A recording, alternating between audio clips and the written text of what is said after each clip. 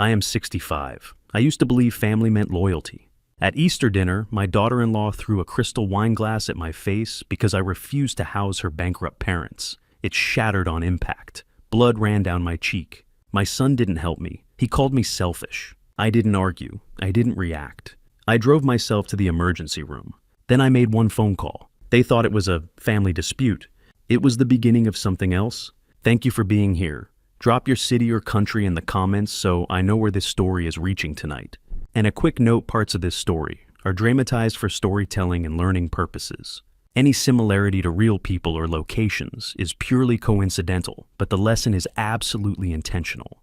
The dining room felt airtight, as if the walls themselves were holding their breath. The rich scent of roasted lamb and layered perfume clung to the air, heavy and oppressive, masking the bitterness spreading across the long mahogany table. Crystal glasses reflected the chandelier's warm glow, but there was nothing warm about the atmosphere.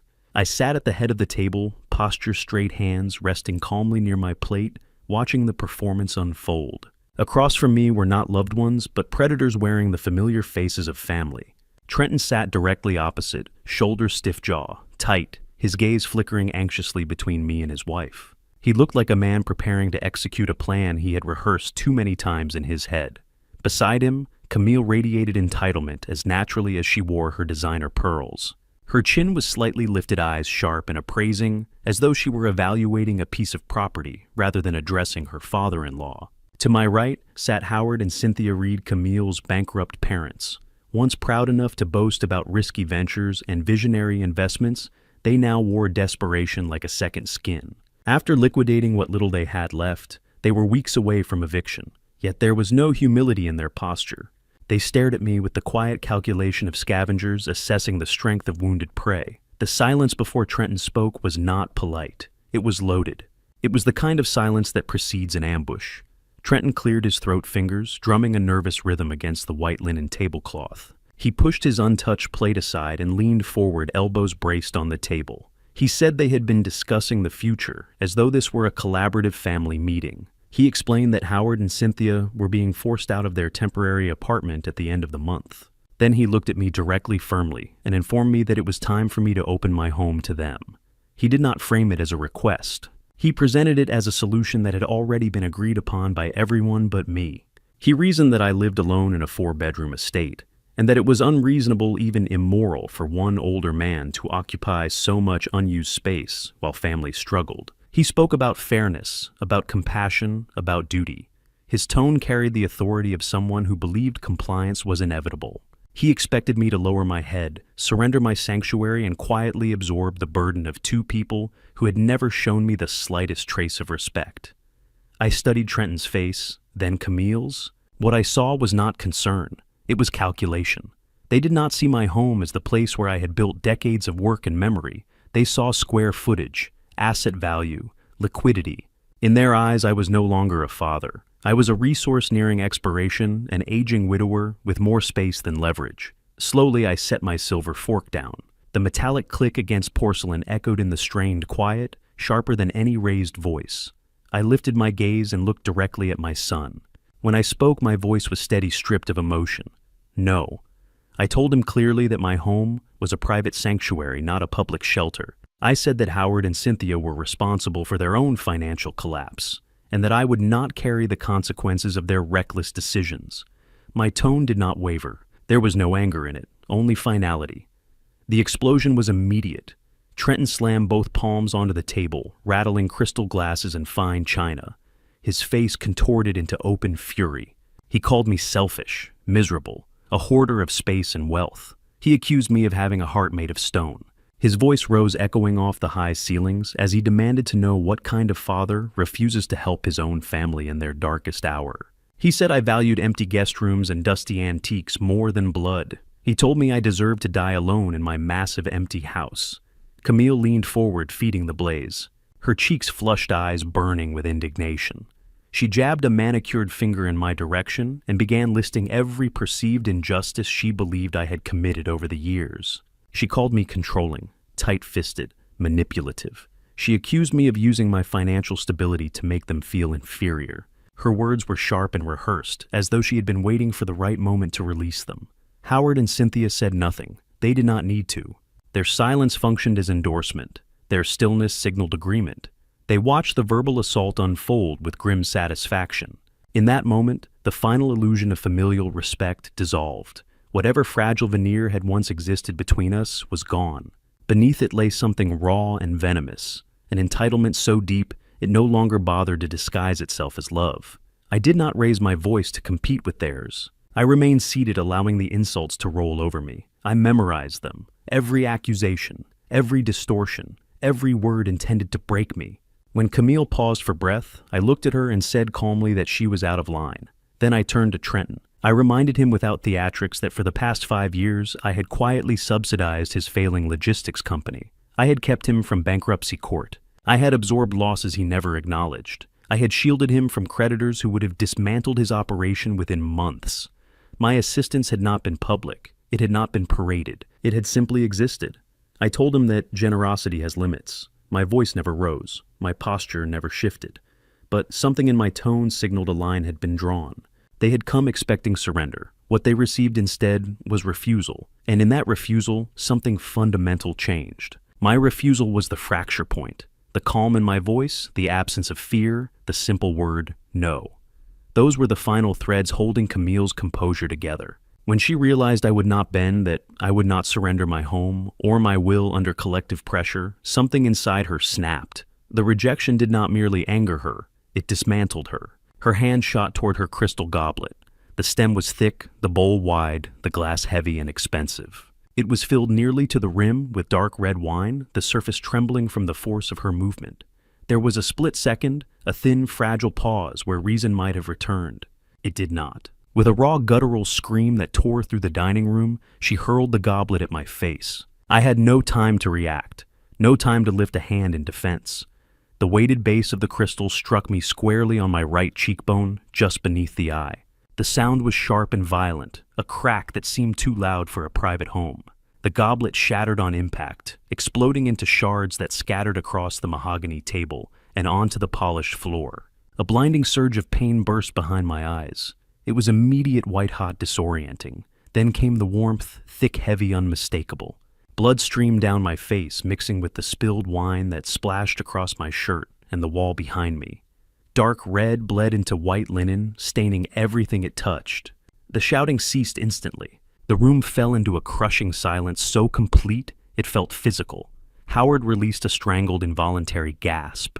Cynthia clapped both hands over her mouth, eyes wide with horror. Trenton stood frozen, his expression drained of color, staring at the damage his wife had inflicted. He did not move toward me. He did not rebuke her. He did not ask if I was hurt. He simply took one slow, cautious step backward, as though distancing himself from responsibility. Camille remained standing at the table, chest rising and falling, rapidly, her hand empty her mind, struggling to comprehend the violence she had just committed. I did not shout. I did not curse. I did not reach for retaliation. Instead, the pain sharpened my focus. I rose slowly from my chair. The movement was deliberate, controlled. I reached into the inside pocket of my jacket and withdrew a pristine white linen handkerchief. With steady fingers, I pressed it firmly against the open wound on my cheek. I felt the fabric absorb the blood, almost instantly, warmth soaking through to my palm. I lifted my gaze. I looked at Trenton. Then I looked at Camille. I allowed them to see the void in my eyes. Not anger, not shock. Something colder, something calculated. Without another word, I turned my back on them. I walked out of the dining room, leaving the broken crystal, the overturned chairs, and the remains of Easter dinner behind me. I passed through the front door and stepped into the cool, open night air. The contrast was stark. Outside, the world was calm. The sky was dark and unbothered. Crickets hummed faintly in the distance. Inside, everything had changed. I walked to my car parked in the driveway. My steps were measured, my breathing steady. My hands did not tremble as I unlocked the door and slid behind the leather steering wheel. The metallic taste of blood mingled with the bitter residue of wine on my lips. I started the engine. I did not drive home. I drove toward the county hospital. Streetlights flickered rhythmically through the windshield, casting alternating shadows across the interior of the car. Each pulse of pain in my cheek reaffirmed a single truth. This was no longer a domestic disagreement. It had crossed into criminal violence. They had escalated the conflict beyond words. And in doing so, They had handed me the instrument I needed. I pulled into the emergency room parking lot, the fluorescent lights harsh against the darkness. I turned off the engine, but remained seated for a moment. The handkerchief in my hand was soaked through now, crimson spreading across the white fabric. I reached for my phone and dialed Jonathan Pierce. He answered on the second ring alert despite the late hour. I did not waste time with pleasantries. "Phase 1 is complete," I said. My voice echoed faintly inside the quiet car. I informed him that the assault had become physical, that Camille had struck me in the face with a heavy glass object, that I was currently bleeding in the hospital parking lot. Jonathan did not interrupt. He did not ask for dramatic detail. He simply acknowledged the information and stated that he was activating the protocols we had previously discussed. His tone was calm, precise. He instructed me to ensure that medical staff documented every injury thoroughly and to request a full report. I ended the call. I stepped out of the car and walked toward the sliding glass doors of the emergency entrance. The fluorescent lighting illuminated my reflection in the glass, blood streaked across my cheek shirt, stained expression unbroken. The automatic doors parted. Inside, the sterile brightness of the triage area replaced the cool night air. I approached the front desk with controlled steps. The nurse behind the counter looked up and visibly recoiled at the sight of my face. I stood straight. "I require immediate medical attention for a facial laceration," I said evenly. Then without hesitation I added, "And please contact the local police precinct. I need to file a formal felony assault report against my daughter-in-law." The words were measured, precise. This was no emotional outburst, no revenge-driven impulse. This was documentation. This was procedure. The nurse nodded, already reaching for the phone. As she called for assistance, I felt something settle inside me. The shouting at the dinner table had been chaos. This was order. The silent adjustment had begun, and the paper trail once started would not be erased. I did not return to my house that night. The silence there would have been too loud, too fresh, with the memory of shattered crystal and spilled blood. Jonathan Pierce arranged a private suite for me at a discreet downtown hotel far from Trenton's neighborhood and the curious eyes of neighbors. While I rested behind locked doors and drawn curtains, the legal machinery began to turn quietly, efficiently, without emotion. The following morning, I sat across from Jonathan in his sleek glass-walled office overlooking the city skyline. A cup of black coffee cooled in my hand, while the stitches along my cheek pulsed with a steady, controlled ache. The pain no longer felt chaotic. It felt useful. Jonathan did not offer hollow words of comfort. He did not ask how I was feeling. Instead, he rotated his laptop toward me and pressed play. The screen filled with the grainy clarity of police body camera footage from the previous evening. Two uniformed officers walked up the manicured stone pathway leading to Trenton and Camille's suburban home. The porch lights glowed warmly, giving the illusion of peace.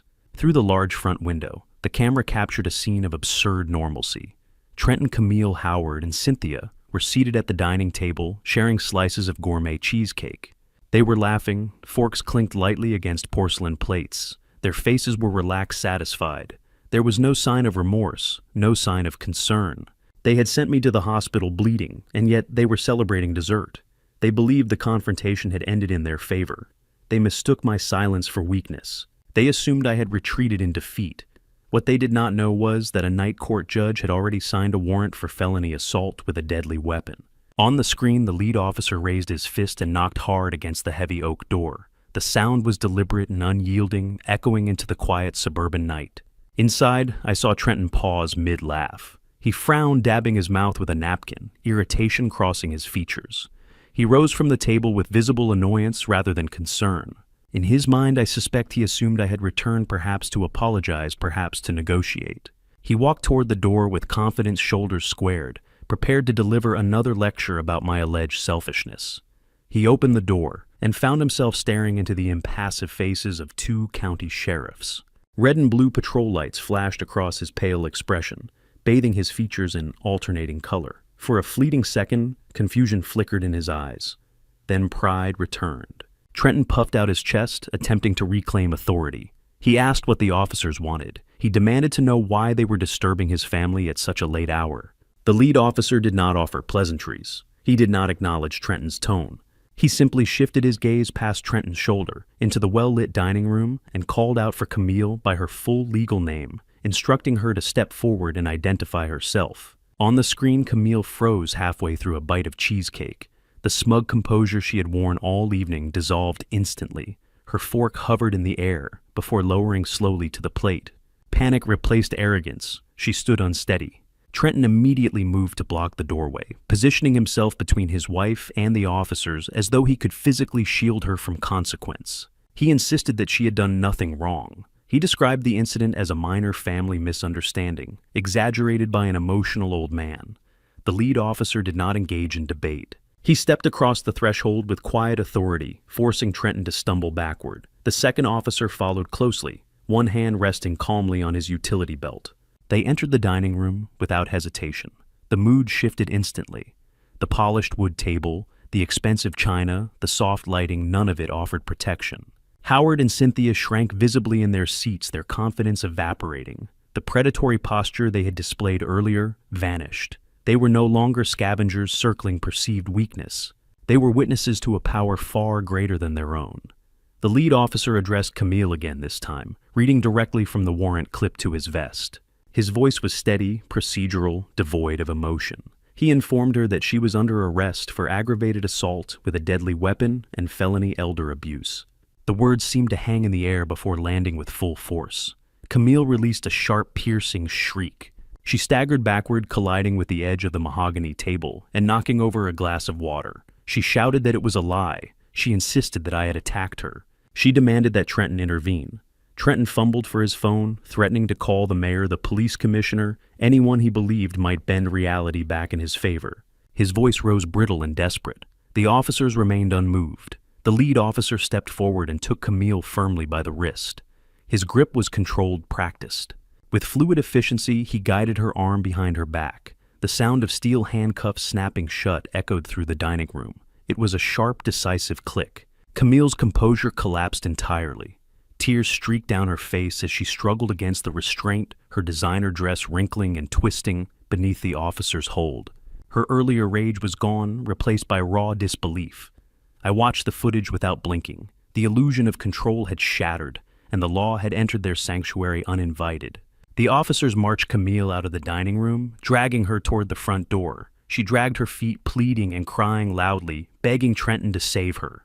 Trenton followed them to the porch, shouting empty legal threats that the officers ignored. The neighborhood was wide awake. The flashing police lights had drawn the attention of every affluent resident on the street. Neighbors stood on their manicured lawns and peered through their front windows, watching the spectacle unfold. They saw Camille, the self-appointed queen of the neighborhood association, being shoved into the back of a police cruiser in handcuffs, with her mascara running down her face. Her reputation was instantly and permanently destroyed. The cruiser doors slammed shut with a final metallic authority, cutting off Camille's hysterical screams mid-cry. The sound reverberated through the quiet suburban street like a judge's gavel. The officers climbed into the front seats without hesitation. Seconds later, the patrol car pulled away, red and blue lights flashing across manicured lawns and pristine facades. Trenton remained standing alone on his front lawn, illuminated by the harsh glare of security lights mounted above the garage. His silhouette looked smaller, now diminished. The confident host of moments earlier was gone. He stared after the departing cruiser as though disbelief alone might bring it back. Inside the house, Howard and Cynthia did not step forward to defend their daughter. They lingered in the shadows beyond the doorway, unwilling to share in the consequences of the chaos they had helped fuel. In Jonathan's silent office, I watched the footage without blinking. I felt no sympathy, no regret. Only the quiet mechanical satisfaction of precision. A trap once set correctly does not require emotion. It requires patience. And the trap had closed exactly as designed. Morning sunlight flooded through the floor-to-ceiling windows of the law office, casting long, angular shadows across the polished concrete floor. The heavy oak door was sealed shut, isolating us from the distant hum of the city below.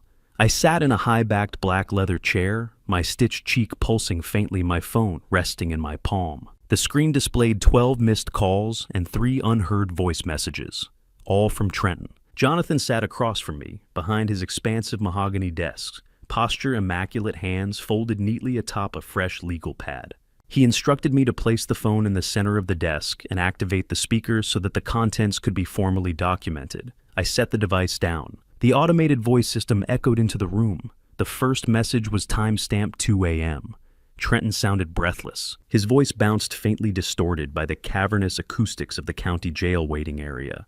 He did not ask how my face was healing. He did not inquire about the stitches. He did not express concern. He began with accusation. He demanded I stop acting dramatic. He informed me that Camille had been formally booked and was sitting in a holding cell alongside actual criminals. He ordered me to drive to the precinct, immediately tell the duty sergeant that I had fallen and injured myself, and withdraw the charges. He insisted the situation was a gross overreaction to a simple misunderstanding. According to him, I was embarrassing the family. He told me to fix my mistake. The message ended abruptly with the sharp click of disconnection. Jonathan made a single deliberate notation on his pad. I felt nothing. The second message arrived 45 minutes later. The transformation in tone was stark. The commanding arrogance had dissolved into uncontrolled rage. Trenton was shouting now, the sterile hum of the police station barely audible beneath his fury. He screamed that the night magistrate had imposed an enormous cash bail because the charge was classified as a violent felony against a vulnerable elderly individual. He blamed me entirely for the financial burden. He called me vindictive, spiteful, a bitter old man who could not tolerate his son's success. He declared that if I did not correct the situation before sunrise, he would sever all contact permanently. He threatened to remove me from their lives and let me rot alone in my empty house. He claimed Howard and Cynthia were traumatized by the arrest. He called me a monster. I glanced at Jonathan. He raised one eyebrow calculating, but remained silent. The room absorbed Trenton's rage without reaction. The final message was recorded shortly after 6 a.m. The background noise had shifted to the low vibration of a car engine. Trenton had posted bail. Camille's sobbing could be heard faintly from the passenger seat, her cries raw and unfiltered. Trenton was no longer shouting. His voice was cold now, controlled, flat. He told me they were driving home. He said the gloves were off. He declared that I had crossed an unforgivable line and had declared war on my own blood. He promised I would pay for humiliating his wife publicly. Then came the real threat. He stated he would contact his own attorneys and petition the court to declare me mentally incompetent. He swore he would prove I was unfit to live alone. He vowed to have me forcibly removed from my home and committed to a state facility. He said he would take control of my estate, liquidate the property, and use the proceeds to protect Camille from prison. He finished by telling me I was dead to him. The room fell silent as the message ended. Jonathan reached forward calmly and tapped the screen, transferring the audio files to his secure server. The hum of the upload bar filled the stillness. He leaned back slightly and looked at me, eyes sharp, analytical. He just gave us exactly what we needed, he said. Trenton believed he was issuing threats. In reality, he was confessing intent. And intent once documented becomes leverage. The trap had not only closed, it had recorded itself. The silence that followed the final voicemail was dense and absolute. Trenton's threats lingered in the air of Jonathan's office like a corrosive fog. His voice, cold, certain, venomous, still echoed faintly in my mind. He truly believed he held all the leverage. In his imagination, I was nothing more than an aging man clinging to a single valuable property, a frail obstacle standing between him and the life he felt entitled to claim. In Trenton's version of reality, he was the visionary entrepreneur, the rising titan of industry. I was the relic, outdated, irrelevant, easily displaced. He saw himself as a self-made success story, forged by ambition and grit. He saw me as a burden in the way of his inevitable expansion. The delusion would have been almost amusing if it were not wrapped so tightly around genuine malice. Jonathan Pierce allowed the silence to settle. He did not interrupt my thoughts with commentary or reassurance. Instead, he leaned forward and unlocked the heavy bottom drawer of his mahogany desk. From within, he retrieved a thick black leather binder and placed it carefully between us. This was not a folder containing medical directives or modest retirement statements. This binder held the complete operational framework and private financial records of Summit Commercial Management. I am not a man surviving on a predictable pension.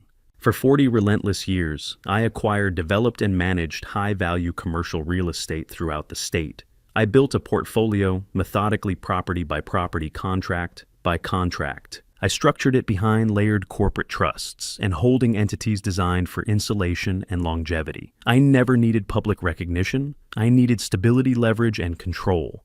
When my wife passed away, I chose simplicity.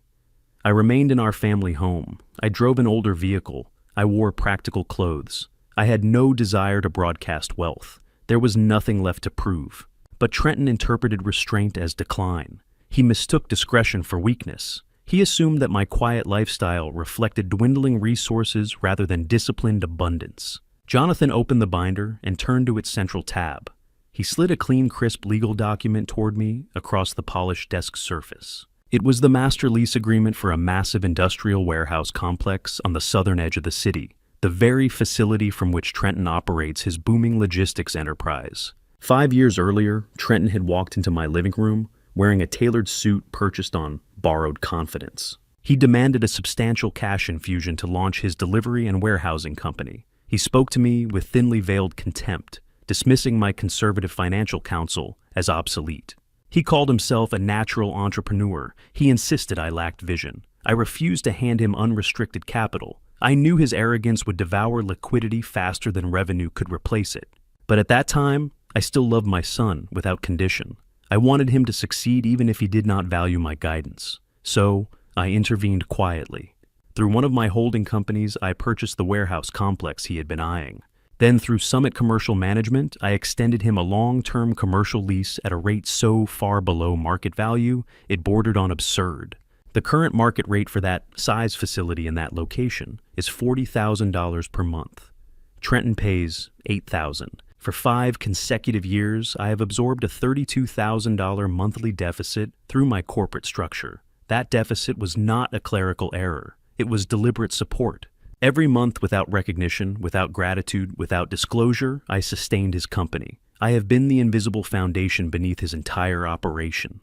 At country clubs, Trenton boasts about razor-thin efficiency and exceptional margins. He presents himself as a self-made executive with uncommon instinct. He purchases diamond necklaces for Camille. He leases imported sports cars. He funds a lifestyle that suggests success.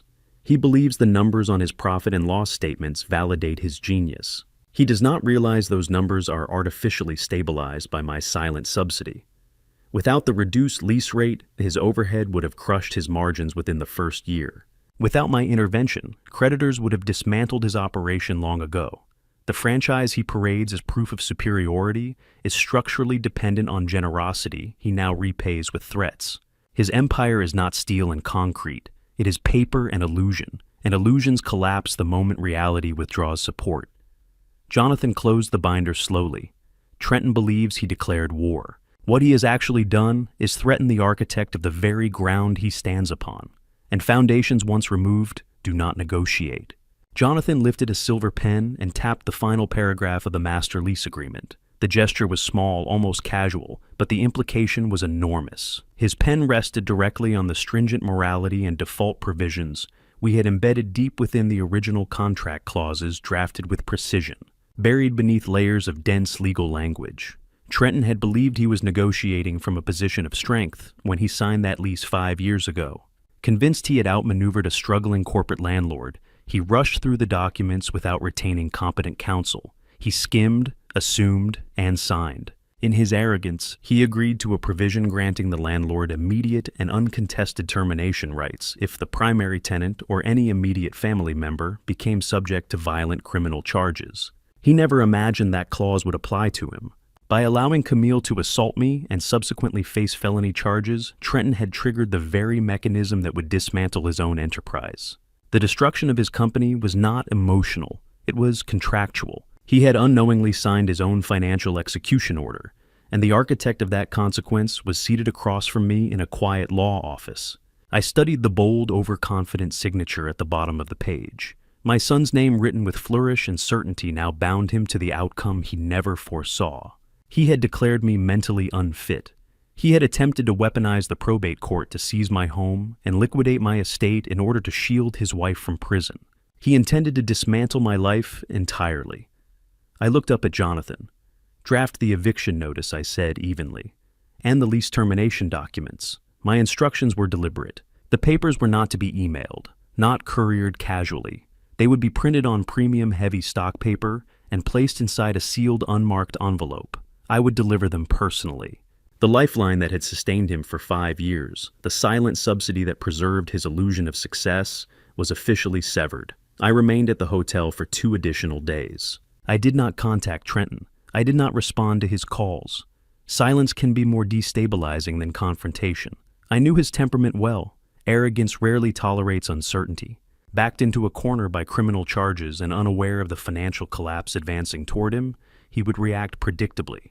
Desperation sharpens recklessness. On the third morning, a heavy knock echoed through the suite. It was sharp and authoritative. I opened the door to find a man in a poorly fitted gray suit, holding a thick manila envelope. He confirmed my name, then pressed the envelope firmly against my chest. "You've been served," he said flatly before turning down the hallway. I closed the door and carried the packet to the desk near the window.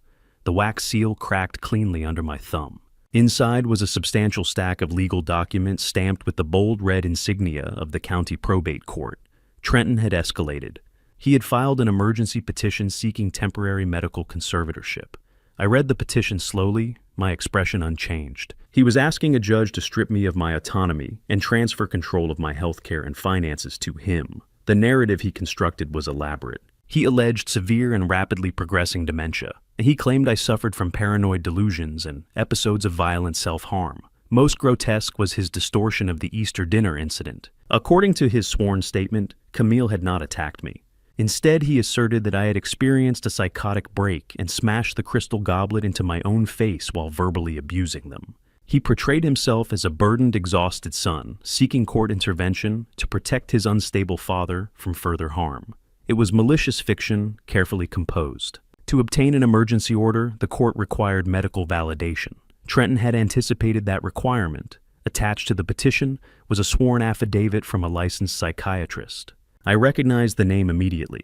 He had attended Camille's dinner parties, expensive evenings filled with curated wine and calculated flattery. He had a reputation for lavish tastes and a discreet but widely rumored gambling problem. Without examining me, without conducting an evaluation, he had signed a legal document diagnosing me with severe cognitive decline and violent psychosis. He had traded professional integrity for influence. Based on that affidavit, the judge granted a temporary 14-day emergency injunction. The final pages detailed the immediate consequences. Trenton had been awarded temporary power of attorney over my healthcare decisions and certain financial accounts. Attached to the packet was correspondence from my primary retail bank. My personal checking and savings accounts, the modest accounts used for pension deposits and daily expenses, had been frozen. Trenton believed he had executed a strategic masterstroke. By restricting my liquidity, he assumed I would be unable to retain counsel or maintain accommodations. He thought deprivation would force submission. He believed he had neutralized me. He did not understand that those accounts were decoys, functional but insignificant components of a far more complex structure. I retrieved my phone and called Jonathan. I read the injunction line by line. He did not express alarm. His tone was measured analytical. "They've committed perjury," he said, "and the psychiatrist has exposed himself to federal medical fraud." By filing knowingly false affidavits with the probate court, Trenton and the physician had transformed a domestic dispute into a criminal conspiracy. I asked about the frozen accounts. Jonathan reassured me immediately. The wealth contained within Summit Commercial Management and its affiliated trusts was legally insulated. Those entities existed under separate tax identification numbers, governed by layered holding structures and asset protection frameworks. Trenton was unaware of their existence. He had frozen the visible accounts, the ones designed to appear ordinary: groceries, utilities, minor transactions. He believed he had isolated me financially. In reality, he had revealed intent. Every false statement in that petition, every fabricated diagnosis, every fraudulent signature, each action was documented and time-stamped. He thought he was closing in. Instead, he was stepping deeper into exposure. The lease termination sat drafted and ready. The eviction notice awaited delivery. The conservatorship petition provided new leverage. Trenton assumed he was seizing control of the board. He did not realize the game had always been structured around contingencies he could not see, and now he had moved precisely where I needed him to. I stood at the wide hotel window, looking down at the relentless movement of the city below. Cars streamed through intersections. Pedestrians crossed streets with purpose. Life continued indifferent and orderly. My stitched cheek pulsed with a steady, controlled ache, but my thoughts were razor sharp. Pain clarifies. Betrayal simplifies. Trenton believed he was holding a winning hand. In his mind, he had cornered me. He thought he had locked me inside a legal cage and severed the only financial artery keeping me alive. He believed he had acted decisively, brilliantly. What he did not understand was that I had left the door open on purpose. I had allowed him to obtain that temporary authority, because I knew exactly what a desperate, greedy man would do once handed even a fragment of control. He would not exercise restraint. He would overreach. He would stretch his new power beyond its legal boundaries in an attempt to secure something far larger. He would try to save himself, and in doing so, he would expose himself completely. I had been waiting for retaliation, waiting for escalation. The moment he filed that fraudulent conservatorship petition, the final piece slid into place. The stage was set. The Trojan horse was already inside his gates, he just did not know it. The following afternoon I returned to my property. The wrought iron gates parted silently, and my car moved up the long, curved driveway toward the sprawling stone estate I had built through decades of measured risk and calculated discipline. Ancient oaks framed the property. The lawns were trimmed with geometric precision. From the outside, it looked exactly as it always had. But the atmosphere had shifted. This was no longer a sanctuary. It was a battlefield. I parked in the garage and entered through the side door, stepping into the cool stillness of the grand foyer. Marble floors reflected the afternoon light streaming through tall windows. Everything was orderly, untouched. Less than an hour later, the quiet was shattered by the deep rumble of a large engine. I moved to the front window and looked down. Trenton's oversized luxury SUV was parked directly on my front lawn, its wide tires carving careless tracks into the manicured grass. He had not bothered to use the driveway. The act was deliberate, territorial. He stepped out of the vehicle with the posture of a conqueror surveying newly claimed land. The rear doors opened. Howard and Cynthia emerged dragging oversized plastic suitcases behind them. The cheap wheels rattled loudly against the pavement. They paused at the base of the steps and stared up at the house, their expressions unguarded and hungry. They did not look like concerned relatives. They looked like scavengers arriving at a carcass. I turned away from the window and walked to the front door. I unlocked the heavy mahogany panels and pulled them open just as Trenton reached the top step. He did not greet me. He did not glance at the bandage covering my cheek. He did not inquire about my condition. Instead, he lifted a thick manila folder and pushed past me into the foyer as though he already owned it. Howard and Cynthia followed, dragging their plastic luggage across my polished marble floors without hesitation. I closed the door quietly and faced them. Trenton slapped the folder onto my antique console table with theatrical authority. "The court granted the order," he said, his tone saturated with triumph. "I now have full temporary control." He announced that a judge had determined I was a danger to myself, that I was mentally unstable, that I could no longer be trusted to live alone. Then he gestured grandly toward his in-laws. "They're moving in," he declared, effective immediately. 24-hour supervision. He framed it as generosity, as sacrifice. He claimed they were giving up their time to monitor a sick, paranoid old man. The truth was far simpler. He was installing wardens. He intended to confine me, socially monitor my communications, and control access to my property, while draining what he believed were my frozen assets. Howard puffed out his chest and surveyed the foyer with grotesque satisfaction. "Don't worry," he said smoothly. "We'll take excellent care of everything while you adjust." Cynthia drifted toward a bronze sculpture near the staircase, running her fingers lightly across its surface. I caught the faint whisper of her calculating how much it might fetch at a private auction. They expected resistance. They expected rage. They expected the volatile outburst Trenton had described in his petition. Instead, I gave them nothing. I allowed my shoulders to sag.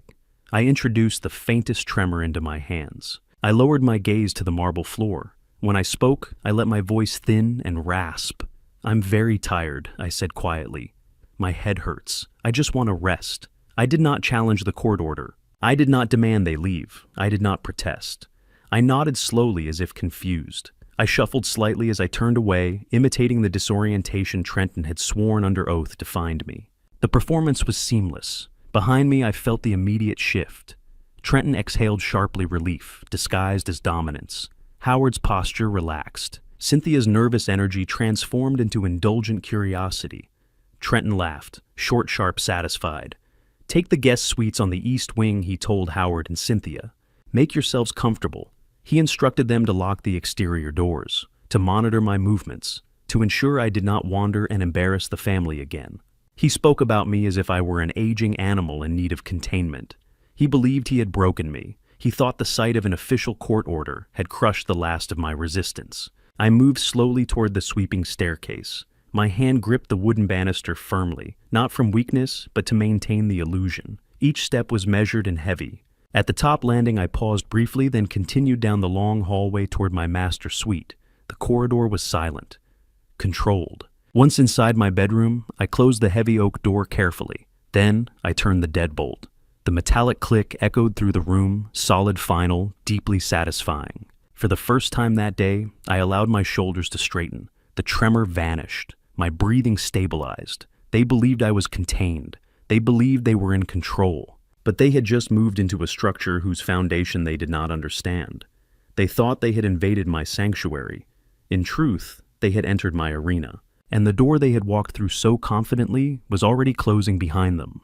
The instant the deadbolt clicked into place, the frail, defeated old man ceased to exist. I straightened slowly, vertebra by vertebra, until my spine aligned with deliberate precision. The tremor vanished from my hands. The weakness drained from my posture. I crossed the room and drew the heavy velvet curtains closed, sealing the master suite in cool, controlled shadow. The sunlight disappeared. So did the performance. I moved to my private mahogany desk and knelt beside it, sliding open the false-bottomed drawer, concealed beneath a stack of harmless documents. From within, I retrieved a sleek encrypted tablet encased in matte black carbon fiber. The invasion had unfolded exactly as anticipated. They had breached the perimeter of my sanctuary and planted themselves in my foyer with the swagger of conquerors. They believed they were seizing spoils from a fallen adversary. They believed the war was over. They did not realize they had locked themselves inside a structure designed to contain them. Patience had always been my advantage. Now the waiting phase was complete. The game had entered its next stage. I pressed the power button. The screen illuminated with a cold, sterile glow, the light of surveillance of documentation of truth, captured without distortion. The faint blue radiance from the tablet spilled across the darkened walls of my suite. I settled into my heavy leather armchair and listened to the distant echo of footsteps below. Howard and Cynthia were exploring, claiming space, touching surfaces, testing boundaries. They were entirely unaware that the ground beneath their feet no longer belonged to me as an individual. Trenton believed the emergency conservatorship order had handed him a prize of immeasurable value. In his mind, he had secured a multi-million-dollar estate, a tangible asset he could eventually liquidate to rescue his wife from criminal consequences. His strategy depended on one fatal assumption, that my greatest wealth sat unprotected and personally titled in my name. He was profoundly mistaken. 6 months earlier, I had noticed subtle changes in Trenton's behavior. His eyes lingered too long on my antique silver collection. He asked pointed questions about property taxes, estate planning, insurance beneficiaries. His curiosity was not affectionate. It was acquisitive. I recognized the hunger of a man staring at a lifeboat he intended to commandeer. I did not confront him. I did not warn him. Instead, I scheduled a meeting with Jonathan Pierce. Over the course of several weeks, we executed a meticulous and entirely lawful restructuring of my assets. I relinquished personal ownership of the estate. The deed title and all associated rights were transferred into an irrevocable blind trust managed by Jonathan and a board of independent fiduciary trustees. The trust was insulated, autonomous, untouchable by family court maneuvering. When the probate judge signed the temporary injunction, he granted Trenton authority over Alistair Wallace, the individual. He gave him access to modest personal accounts and the authority to dictate my medical care. But Alistair Wallace, the individual, no longer owned the sprawling stone estate. Trenton had stormed a castle whose treasury had already been relocated. He could not sell the house. He could not leverage it as collateral. He could not even legally remove me from residency. The trust stipulations guaranteed my right to inhabit the property indefinitely. He stood in my foyer, believing he possessed dominion over a kingdom that did not legally exist in my name. His victory was theatrical, hollow, but a shield alone would not suffice. I required a blade. During the same week the trust was finalized, I retained a private security firm, specializing in discreet corporate surveillance infrastructure. They did not mount visible cameras or leave blinking indicators. For 4 days, technicians worked quietly within the architectural framework of the house. Microscopic lenses were integrated into crown-molding ventilation, grates, and recessed lighting housings. Audio sensors were embedded behind custom wall panels. Every common living area, foyer, hallways, kitchen, formal living room was covered. The only spaces excluded were private bathrooms, ensuring compliance with legal standards. Every feed recorded in pristine 4K resolution with synchronized audio capture. Because the property was owned by a corporate entity, and the surveillance was confined to common areas of a privately managed structure, the installation was entirely lawful and admissible in court. There was no reasonable expectation of privacy in a corporate-owned foyer. I had transformed my home into a recording instrument. I unlocked the tablet with my biometric authentication. The screen divided into a grid of 16 live feeds. The dark suite receded from my awareness as the interior of my home reappeared in luminous detail. The trap was active. In the hallway camera, cheap plastic suitcases leaned against imported silk wallpaper. Their scuffed surfaces contrasted sharply with curated elegance. I shifted to the formal living room feed. Howard stood near the massive stone fireplace, holding a bottle of my rarest vintage scotch. His expression was naked avarice. He examined the label with widened eyes before breaking the wax seal without hesitation. He poured a heavy measure into one of my crystal tumblers. He did not glance around. He did not ask permission. He swallowed it, as if it were tap water. Cynthia paced across the Persian rug, her heels pressing into fibers hand-woven decades ago. Her fingers skimmed across the polished mahogany lid of my antique grand piano. She gestured toward the bay window's animated speculative. I increased the audio. Knock down that wall, she was saying. Open the space. Modern buyers love that. Increase resale value. Resale value. They were already redesigning the house in their minds, already calculating liquidation strategies. They were not caretakers. They were scavengers, cataloging inventory. From the kitchen feed, I observed Trenton moving with calculated authority. He opened cabinets, inspected drawers, tested locks. He believed he was conducting oversight. In reality, he was providing evidence. Every word, every gesture, every unauthorized action. Time-stamped, archived, encrypted.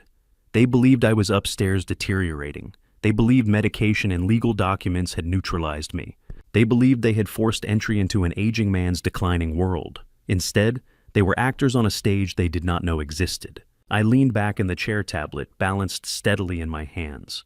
The blue glow reflected faintly in my eyes. The invasion had not weakened me. It had invited them into a controlled environment. And within that environment, their own behavior would dismantle them. They thought they were living inside my house. They were living inside my case file. I tapped the screen and isolated the audio feed from the living room. Cynthia's sharp nasal voice flooded the darkness of my bedroom, amplified with clinical precision. She was not whispering out of caution, she was whispering out of habit. There was no fear in her tone, only mockery. She laughed about my decline, ridiculing the tremor I had so carefully performed earlier that afternoon. She told Howard how easily Trenton had outmaneuvered me, how simple it had been to convince a judge that I was unstable. She spoke about my supposed dementia as if it were an amusing anecdote at a dinner party. Howard raised the crystal tumbler of my stolen scotch and offered a toast to my rapid deterioration. They clinked glasses to my imagined institutionalization. They spoke with the unfiltered cruelty of people who believe they are unobserved and invincible. They believed the house was theirs. They believed I was sedated, defeated, and irrelevant. They did not know that every word, every sneer, every contemptuous laugh, every careless confession was being captured in pristine, 4K resolution, encrypted in real time, and transmitted to a secure remote server controlled by Jonathan Pierce. I sat motionless in the darkness, watching them perform, for an audience they did not know existed. I felt no surge of anger, no flash of betrayal, only a cold architectural satisfaction. The invasion had not marked a loss. It had triggered the final stage of construction. The framework I had designed months earlier was now bearing weight exactly as intended. I leaned back in the leather armchair, the glow of the tablet reflecting faintly in my eyes. I was prepared to let them dig as deeply as they wished. Impunity breeds excess. Excess breeds error. The silent adjustment was unfolding with mechanical precision. That first night under my own roof as a supposed captive was profoundly instructive. I remained in my darkened suite, the oak door locked from the inside. Below me, footsteps echoed through the hallways. Drawers opened, doors creaked, cabinet hinges whispered. Howard and Cynthia had finished their celebratory drinks. Now they were hunting. I shifted the display to the main corridor leading toward my private library. The night vision lenses rendered their figures in sharp monochrome detail. They moved with deliberate caution, whispering as they tested brass handles and surveyed the layout. They believed I was asleep. They believed medication had dulled my senses. They believed the house was unguarded. Cynthia pushed open the heavy double doors to the library. Howard followed closely behind his gaze, sweeping across floor-to-ceiling mahogany shelves, lined with rare first editions and archival volumes. They did not glance twice at the books. They were not searching for knowledge. They were searching for liquidity. The camera zoomed seamlessly, capturing Cynthia as she approached my antique writing desk. She began opening drawers methodically, then more aggressively scattering personal documents onto the Persian rug without regard. Her movements became frantic. Then she inhaled sharply. In the bottom drawer rested a velvet presentation case. Inside lay my grandfather's gold pocket watch, solid heavy, engraved with our family crest. It had survived 2 wars and 3 generations. Cynthia did not hesitate. She lifted the watch into the light, studying its weight and craftsmanship, not with reverence, but with valuation. She whispered to Howard that the gold casing alone would command thousands. She mentioned a private broker downtown who asked no questions. She slipped the watch into the deep pocket of her cardigan. A century of lineage disappeared into cotton fabric. Howard, meanwhile, had found the locked glass display case containing my collection of rare silver coins. He did not waste time searching for a key. He seized a bronze paperweight from the desk and pried at the delicate lock with calculated pressure. The glass yielded. He scooped handfuls of coins into a canvas tote he had brought deliberately downstairs. Each metallic clink echoed softly in the room. Every theft was recorded, every whisper archived. They were not cautious enough. They were comfortable. Once the library was stripped of portable value, they transitioned to the formal dining room. I switched the feed to the camera, concealed within the crystal chandelier above the long oak table. They sat beneath it like monarchs dividing tribute. Cynthia emptied her cardigan pocket, placing the gold watch among the silver coins. The gleam of the metal reflected in her eyes. She leaned forward and outlined their broader plan. This was only the beginning, she said. Trenton had assured them the temporary conservatorship would soon become permanent. Within 2 weeks, she predicted a judge would sign the final order. I would be transferred to a state-funded facility on the least desirable side of the city. The cheaper the institution, she reasoned, the greater the remaining profit. Howard nodded enthusiastically and pulled a small notebook from his jacket.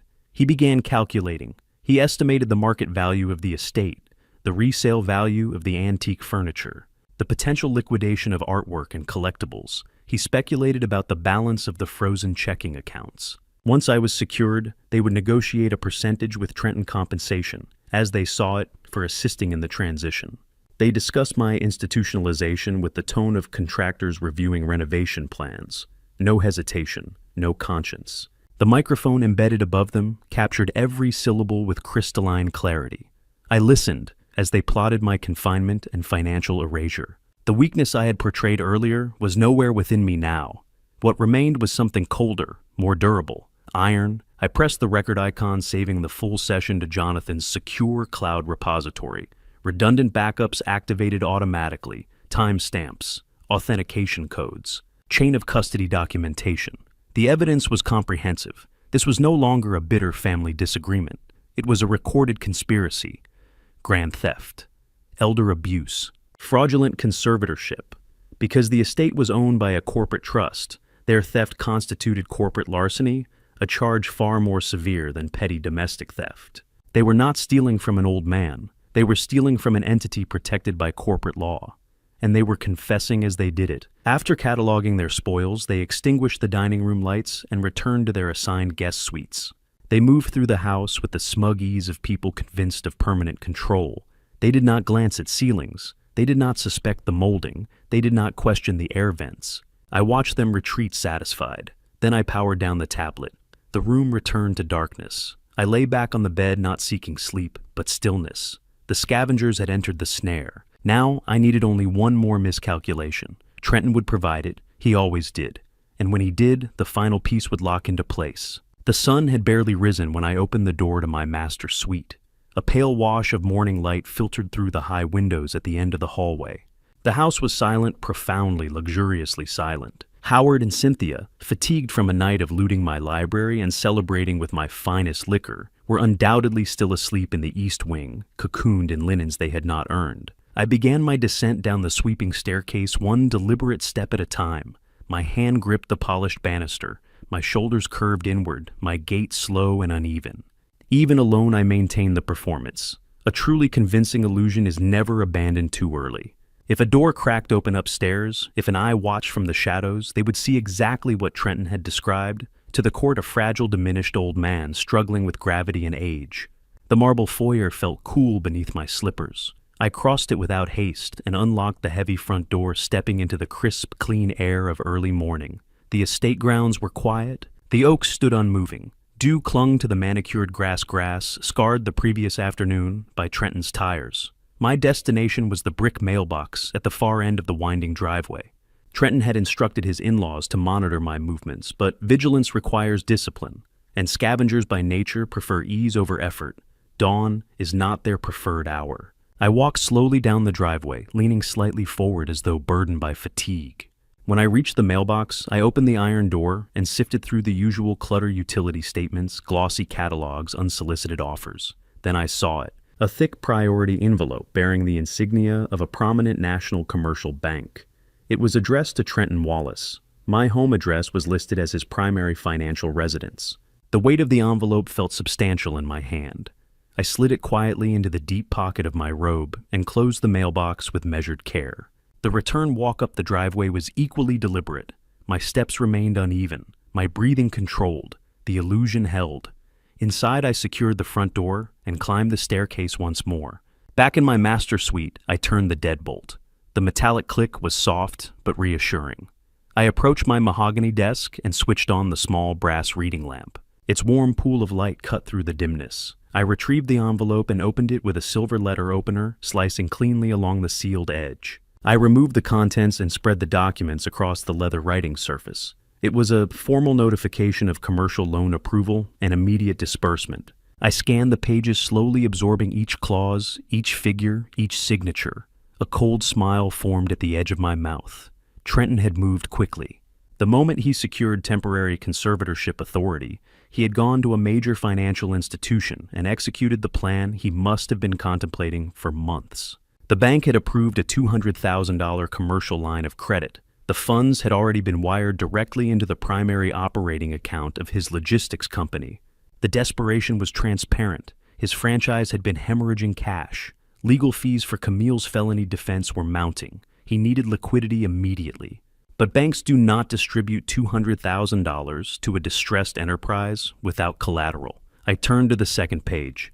There it was, in bold type beneath the collateral description, the full legal address of my estate. Trenton had pledged my property as the sole security for the loan. He had presented the emergency conservatorship order as evidence of his authority.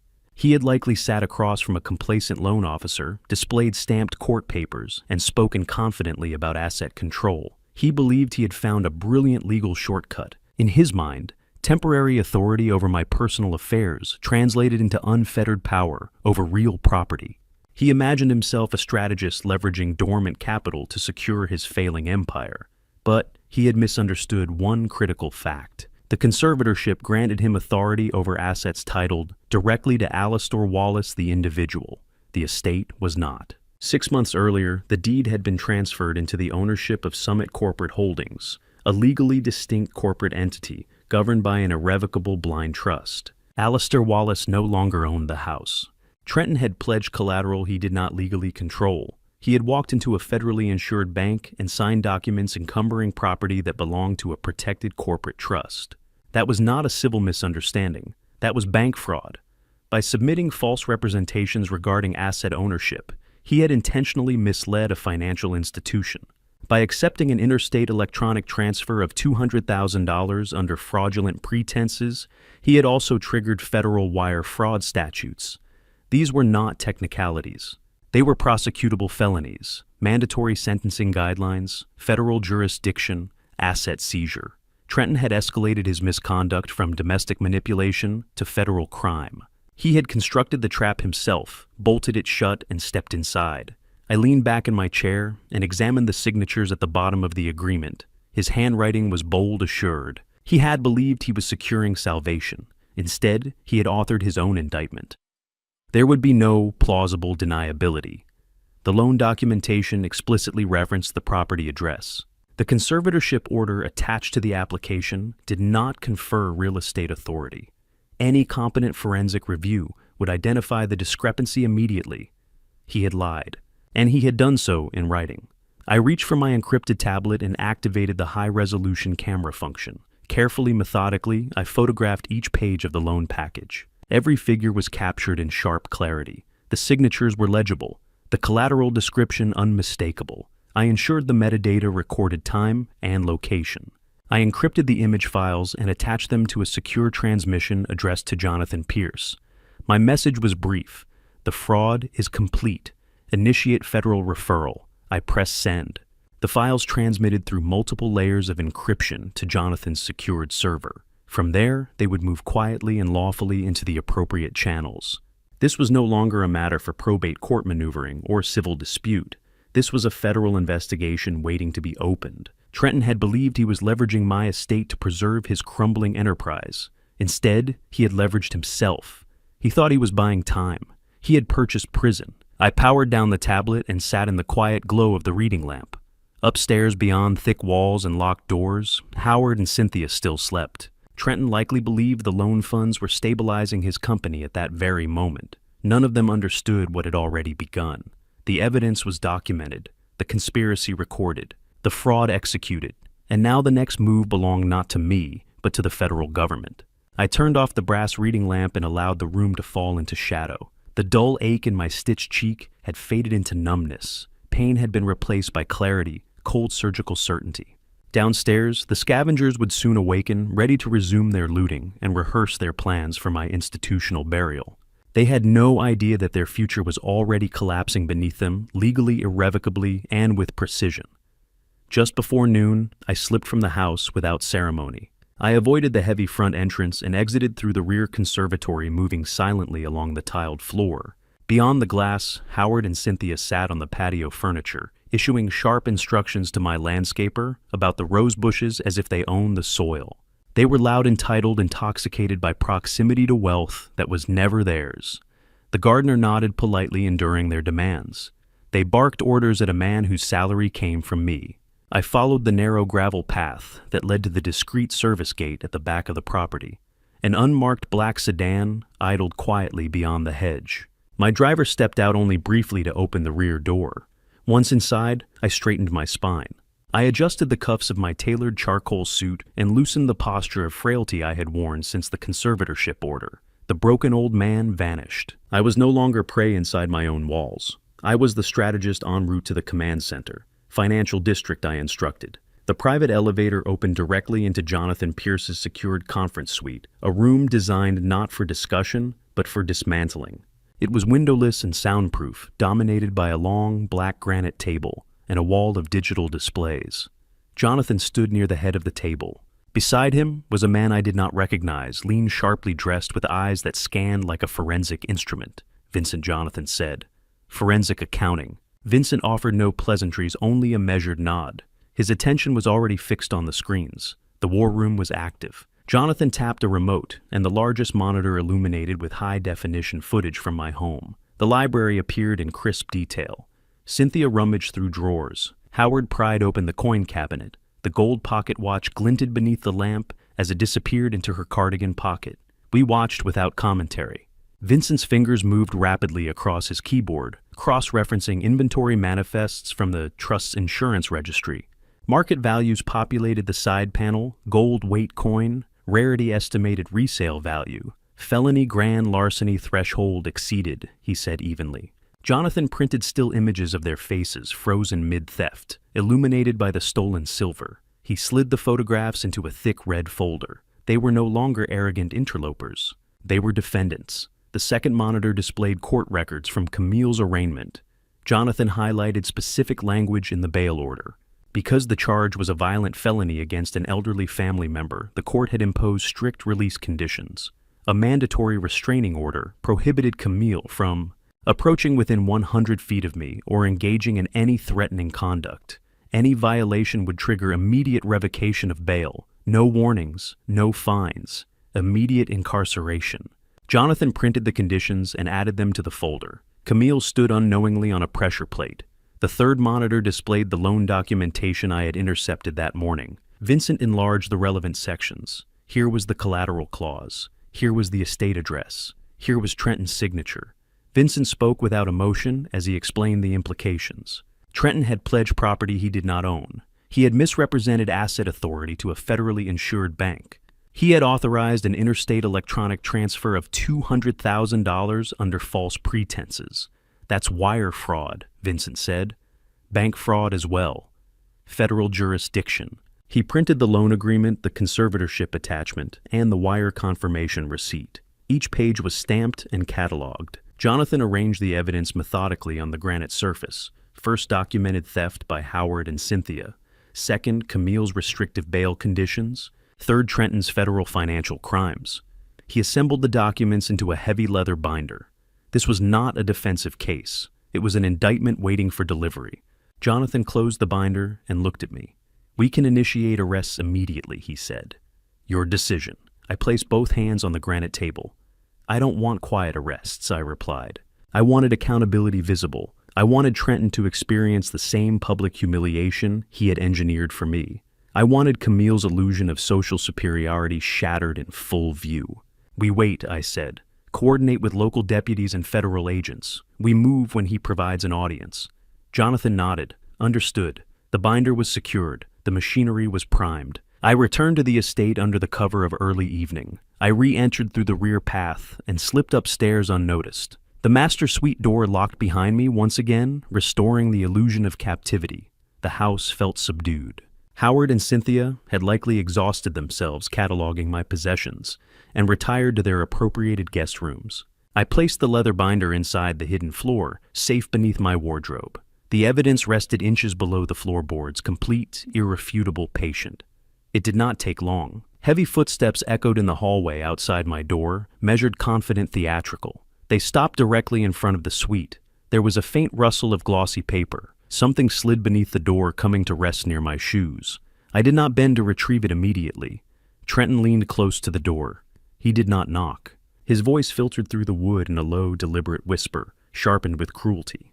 "Take a look," he said. He informed me that he had spent the afternoon touring my new home. He described the facility with relish. A state-funded institution at the industrial edge of the county, adjacent to a water treatment plant. He laughed as he recounted the chemical odor lingering in the corridors. Shared rooms, understaffed nurses, processed meals. He described my assigned roommate, a non-verbal man who screamed at walls through the night. His tone carried satisfaction. This was not concealment. It was punishment. He reminded me that Camille's preliminary hearing was approaching. By then he assured me the conservatorship would be permanent. Once he controlled my legal voice, he intended to withdraw my police statement. He would tell the court my memory was unreliable, that the assault had been a hallucination, that I had injured myself in confusion. He believed he could erase her charges by erasing my credibility. He boasted about retaining the most expensive defense attorney in the city, secured with the $200,000 he had borrowed against my property. Through the locked door, he detailed his triumph. He did not realize he was confessing. He believed I lacked the intelligence to understand the legal ramifications of his own words. He believed the broken man inside the room was powerless. I remained silent. I let him finish. When his footsteps finally retreated down the hallway, I bent and picked up the brochure. The glossy image showed a sterile facility bathed in fluorescent light. I placed it on the desk without reaction. Behind the locked door, I stood upright once more. The rope he believed he had tightened around my neck was already looped around his own, and the stage he was building for my humiliation would soon become the setting for his undoing. He told me to pack a single small suitcase because the state facility did not allow personal furniture or large wardrobes.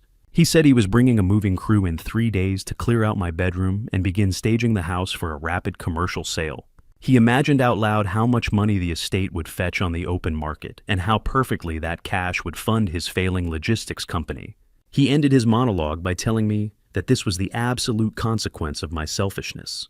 He said that if I had simply allowed his bankrupt in-laws to move in peacefully, none of this would have happened. He walked away down the hallway, his footsteps heavy with unearned victory. I waited until the sound of his footsteps completely faded before I bent down and picked up the glossy brochure. The cheap paper depicted a depressing gray brick building surrounded by a tall chain-link fence. The printed slogan promised basic essential care for the elderly. I walked over to my desk and turned on the small brass lamp. I did not feel fear or despair, as I looked at the miserable future my son had planned for me. I felt the profound, icy satisfaction of a man holding a winning lottery ticket. Trenton had just confirmed his entire criminal timeline. He had admitted his plan to obstruct justice in a federal proceeding by falsifying medical records to manipulate a violent felony trial. I placed the brochure carefully on my desk, right next to my encrypted tablet. I tapped the screen opening the secure communication channel to Jonathan Pierce. I sent a single text message outlining the strict 3-day deadline Trenton had just established. The real estate staging and the final celebration of his perceived triumph would be the absolute perfect venue for his destruction. I instructed Jonathan to finalize the guest list for our counter-ambush. Trenton wanted to sell my house and lock me in a state asylum. Instead, he had just booked himself a permanent suite in a federal penitentiary. The nursing home threat was not a weapon against me. It was the final nail he drove into his own coffin. The third day arrived exactly as my arrogant son had promised. By late afternoon, the tranquil silence of my private estate was violently shattered by a coordinated invasion. I stood by the second-floor window of my master suite, watching a fleet of commercial catering trucks and luxury event planners occupy my long, winding driveway. Men in crisp white uniforms carried massive exotic floral arrangements, crates of imported champagne, and heavy lighting equipment through my wide-open front doors. Trenton and Camille were sparing absolutely no expense.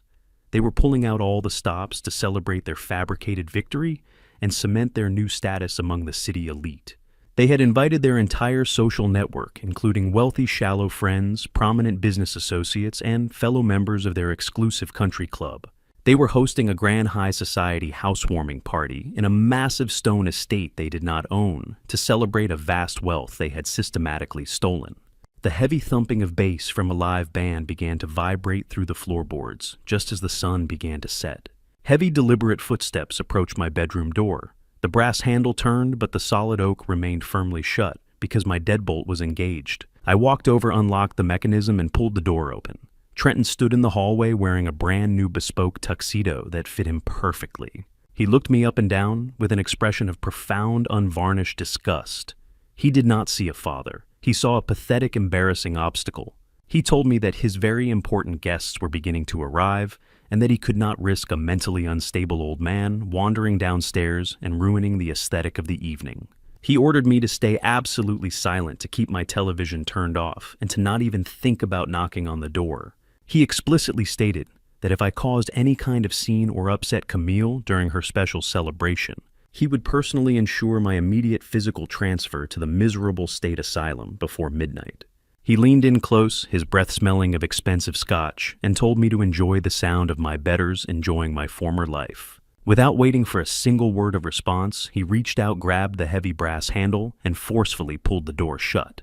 A second later, I heard the unmistakable heavy metallic click of an exterior padlock sliding into a hastily installed latch.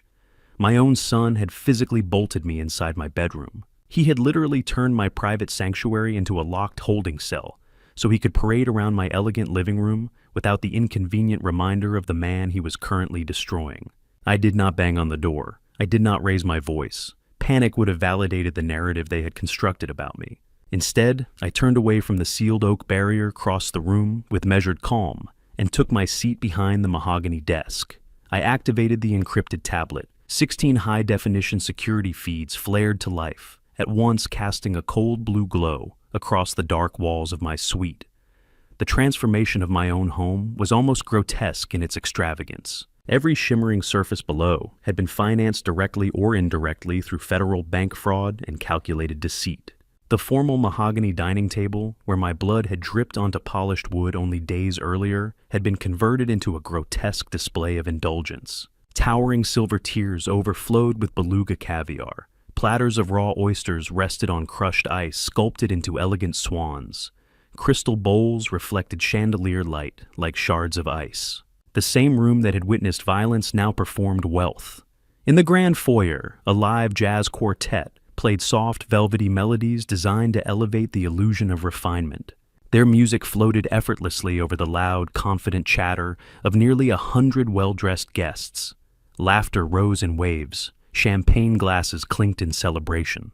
I adjusted the main camera and centered the frame on Camille. She stood precisely where she believed she belonged, in the center of the formal living room, bathed in admiration. Her designer gown shimmered under chandelier light, cut flawlessly to project elegance and dominance. Diamond bracelets stacked heavily along her wrists caught the light with every theatrical gesture. Those diamonds, like the imported champagne in her glass, were the immediate fruits of the $200,000 loan Trenton had fraudulently secured against property he did not own. She radiated confidence. She laughed easily. She accepted compliments about the magnificent new home with rehearsed humility. There was not the slightest trace of anxiety in her posture, no hint of remorse for the violent felony hanging directly over her head. She believed the high-priced criminal defense attorney Trenton had retained had dissolved the threat of prison. In her mind, money had already rewritten reality. She moved as if untouchable. I shifted the audio feed toward the open bar. Howard and Cynthia were circulating through the crowd, with astonishing ease reinventing themselves as pillars of generational wealth. Cynthia wore my late wife's vintage pearl necklace, a priceless heirloom she had stolen from a locked vanity drawer on her first night in the house. It rested against her collarbone, as if it had always belonged there. She spoke animatedly to a group of local politicians outlining elaborate plans to modernize the estate. She described tearing down walls, replacing original woodwork, converting history into resale value. Howard stood nearby, distributing premium cigars from my private humidor, as though he were hosting the celebration himself. He boasted loudly about real estate ventures and market timing, exaggerating success that had never existed. The guests listened politely, unaware they were applauding a man already drowning in legal exposure. Watching them through high-definition surveillance was surreal. They moved with total conviction, smiling, networking, performing wealth. They were like passengers dancing on the polished deck of a luxury liner, already fatally compromised below the waterline. The hull had been breached. The flood had begun. Yet they toasted one another's brilliance while the cold, dark ocean crept upward unseen. The camera caught Trenton stepping close to Camille. He slid an arm around her waist and raised a crystal flute of imported champagne. He began to toast their limitless future voice, swelling with pride. The arrogance had reached its apex. Every predator in that room felt invincible. Every illusion was intact. The audience I required, judges, investors, politicians, donors, stood assembled beneath my chandelier, holding expensive drinks and listening closely. The stage was complete. All that remained was to lower the curtain. The season of patience had reached its final breath. The weeks of humiliation, observation, and strategic restraint had fulfilled their purpose. There would be no more waiting behind locked doors, no more playing the frail captive inside my own walls. It was time for the architect to emerge from the shadows and dismantle brick by fragile brick the paper kingdom they had constructed in my absence. Trenton truly believed that a $10 padlock purchased from a suburban hardware store had sealed my fate. I had heard the metallic scrape when he forced it through the exterior latch. I had listened to the self-satisfied rhythm of his footsteps retreating down the hallway, convinced he had neutralized the final obstacle to his control. To him, my silence meant surrender. My stillness meant collapse. He misunderstood everything. When I commissioned the design of this estate decades ago, I did not build a house. I built a fortress disguised as elegance. Every primary bedroom was fitted with commercial-grade fire safety overrides concealed within custom woodwork invisible to anyone not aware of their existence. The master suite door, heavy oak reinforced with internal steel bracing, was equipped with a hidden internal release mechanism engineered specifically to disengage external locking hardware in case of emergency. I approached the door without urgency. I traced my fingers along the smooth, carved molding until I located the subtle indentation hidden within the grain. To an untrained eye, it was nothing. To me, it was insurance. I pressed firmly. A muted mechanical click sounded within the wall cavity, precise and controlled. A second later, the exterior padlock released with a hollow metallic drop, striking the brass handle and swinging uselessly against it. The prison ceased to exist. I did not open the door. Freedom required preparation. I turned instead toward my cedar-lined walk-in closet. For months I had worn the costume of decline, oversized cardigans sagging at the shoulders, faded khaki trousers, orthopedic shoes intentionally scuffed. I had wrapped myself in the visual language of vulnerability, allowing their arrogance to swell unchecked. I had become the caricature they needed me to be. That uniform had served its purpose. I gripped the hangers and swept the fragile disguise from the rack. Knit fabric and worn cotton fell in a soft, defeated heap at my feet. The illusion lay discarded on polished hardwood. At the back of the closet, shielded behind garment bags and dust covers, waited the truth. I drew back the covers and revealed a bespoke three-piece charcoal suit, tailored in Milan, a structure of precision, cut from heavy wool. I selected a crisp white Egyptian cotton shirt and a deep crimson silk tie, whose color carried the quiet authority of blood and legacy. In the master bathroom, bright vanity lights ignited the marble counters. I washed my face, carefully avoiding the fresh black stitches that cut sharply across my right cheekbone. In the mirror stood not a broken widower, but a strategist reclaimed. I buttoned the white shirt, slowly fastening each pearl button, with hands that did not tremble. The tie formed a flawless Windsor knot beneath my chin. The vest settled against my torso, with reassuring weight. Finally, I slid my arms into the jacket and felt the structured shoulders align with my own. The suit was not attire. It was armor. For 4 decades, I had negotiated hostile acquisitions, dismantled failing corporations, and constructed profitable empires wearing garments like this. Against shapeless sweaters, the bruising on my face had appeared tragic. Against the clean geometry of tailored wool, the scar resembled something else entirely, a mark earned in conflict and survived. A warning. I stepped into polished black leather Oxfords and adjusted my cuffs until precisely half an inch of white cotton extended beyond charcoal sleeves. Every detail mattered. The widower was gone. Alistair Wallace had returned. I opened the oak door. The broken padlock swung helplessly outside. I bypassed the grand staircase. Spectacle would grant Trenton time to perform. He thrived on narrative manipulation. Surprise would deny him that weapon. At the end of the corridor, I entered the narrow servant staircase concealed behind an unremarkable panel door.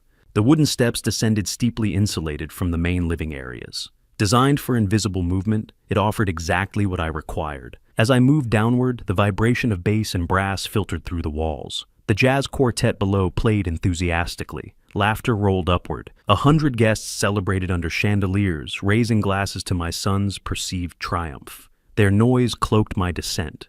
At the bottom, I stepped into a shadowed service corridor behind the coat room. Marble gleamed faintly beyond the wall. I paused briefly, allowing timing to align.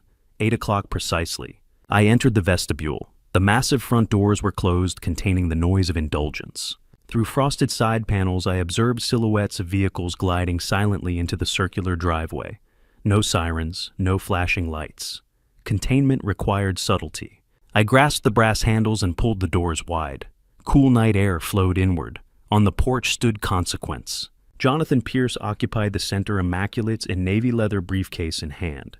To his left, 2 county sheriff's deputies in dark tactical uniforms stood with disciplined stillness. To his right, a gray-suited federal agent wore a gold badge from the Financial Crimes Division of the FBI. Jonathan's gaze met mine, scanning suit scar posture. He nodded once. No words necessary. The trap was armed, the targets were inside, the exits were controlled.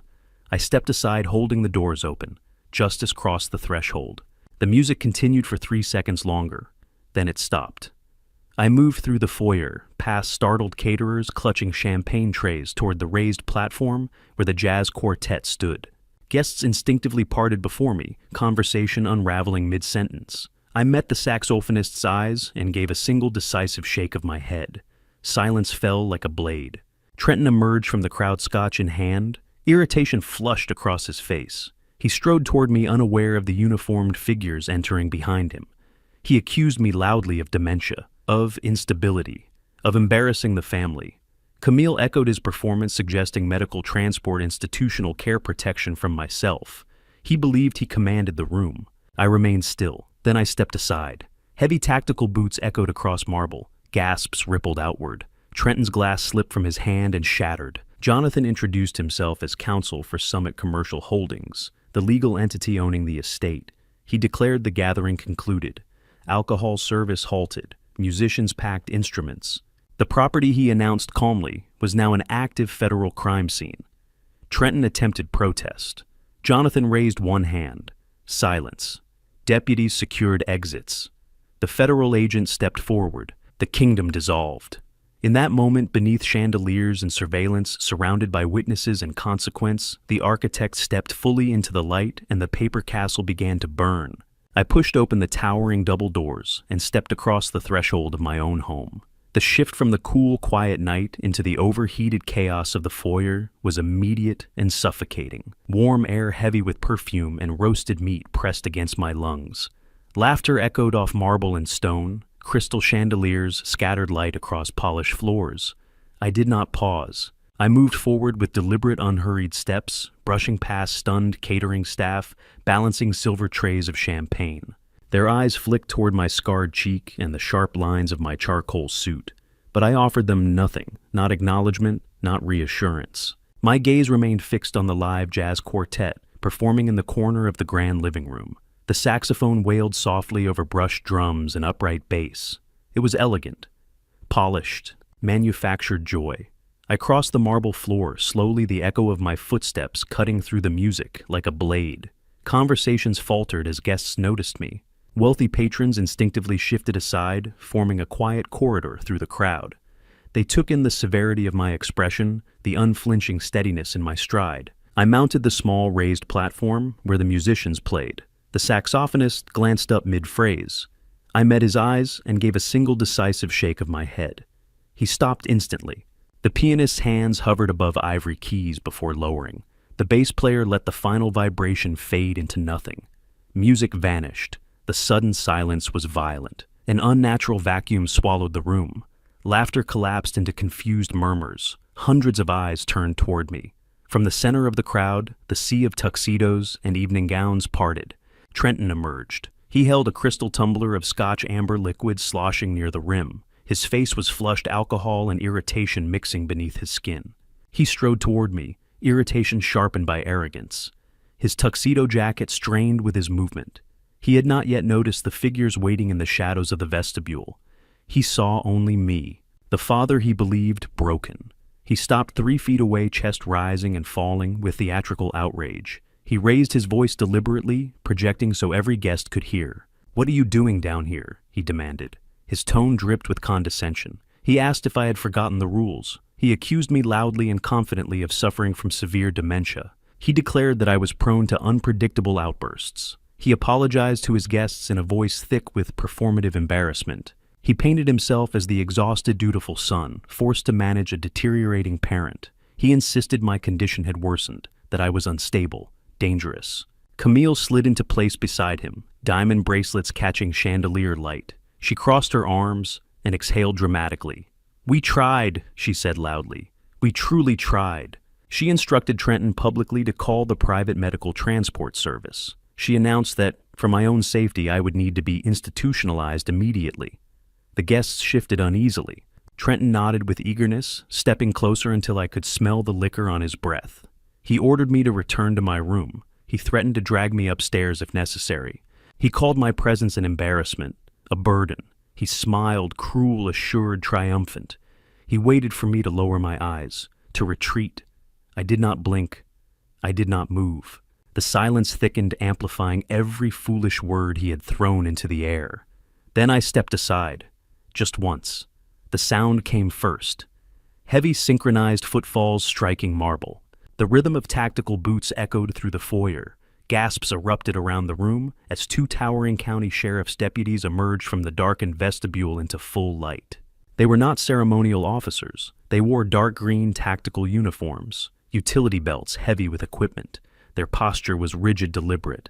They moved past stunned guests and positioned themselves at the primary exit. Behind them walked a man in a gray suit. His presence was quieter, but no less commanding. A polished gold badge identifying him as a federal financial crimes agent gleamed at his belt. Trenton's smile disintegrated. Color drained from his face so quickly it was almost visible. His hand slackened. The crystal tumbler slipped from his grip and shattered against the marble expensive scotch, bleeding across polished stone. Camille gasped sharply, instinctively retreating behind him. The room transformed. Elegant laughter turned into frantic whispers. Guests who, moments ago, had toasted Trenton's success now exchanged alarmed glances as the reality settled in. This was no misunderstanding. This was a raid. Jonathan Pierce entered last. He carried his leather briefcase with quiet certainty. He did not hurry. He did not raise his voice.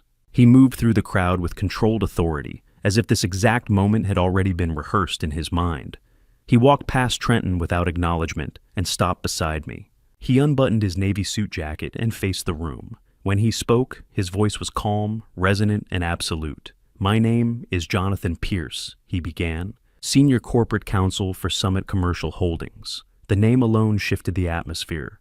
He informed the assembled guests that the estate they were currently standing in was owned not by Trenton Wallace, but by Summit Commercial Holdings, a separate legal entity. He announced that the gathering was officially concluded. He instructed the catering staff to cease alcohol service immediately. He directed the musicians to pack their instruments. The illusion of celebration collapsed in layers. Trenton opened his mouth to protest, to threaten to posture, but Jonathan lifted one hand. That single gesture silenced him more effectively than force. This property, Jonathan continued evenly, is now an active federal crime scene. A collective intake of breath rippled through the room. "No one," he said, "is permitted to leave until initial arrests are completed." The words fell like iron bars. Trenton's kingdom evaporated in seconds. The deputies shifted subtly, reinforcing the exits. The federal agent stepped forward, expression unreadable. Camille's composure shattered. Her fingers tightened around Trenton's sleeve. The diamonds on her wrist trembled under chandelier light. The guests stood frozen between disbelief and fear. Jonathan's gaze settled on Trenton with clinical detachment. Control had shifted entirely. The power dynamic that Trenton had staged so theatrically moments earlier had inverted completely. The marble floors that once reflected champagne and laughter now reflected panic. The doors were no longer decorative. They were containment.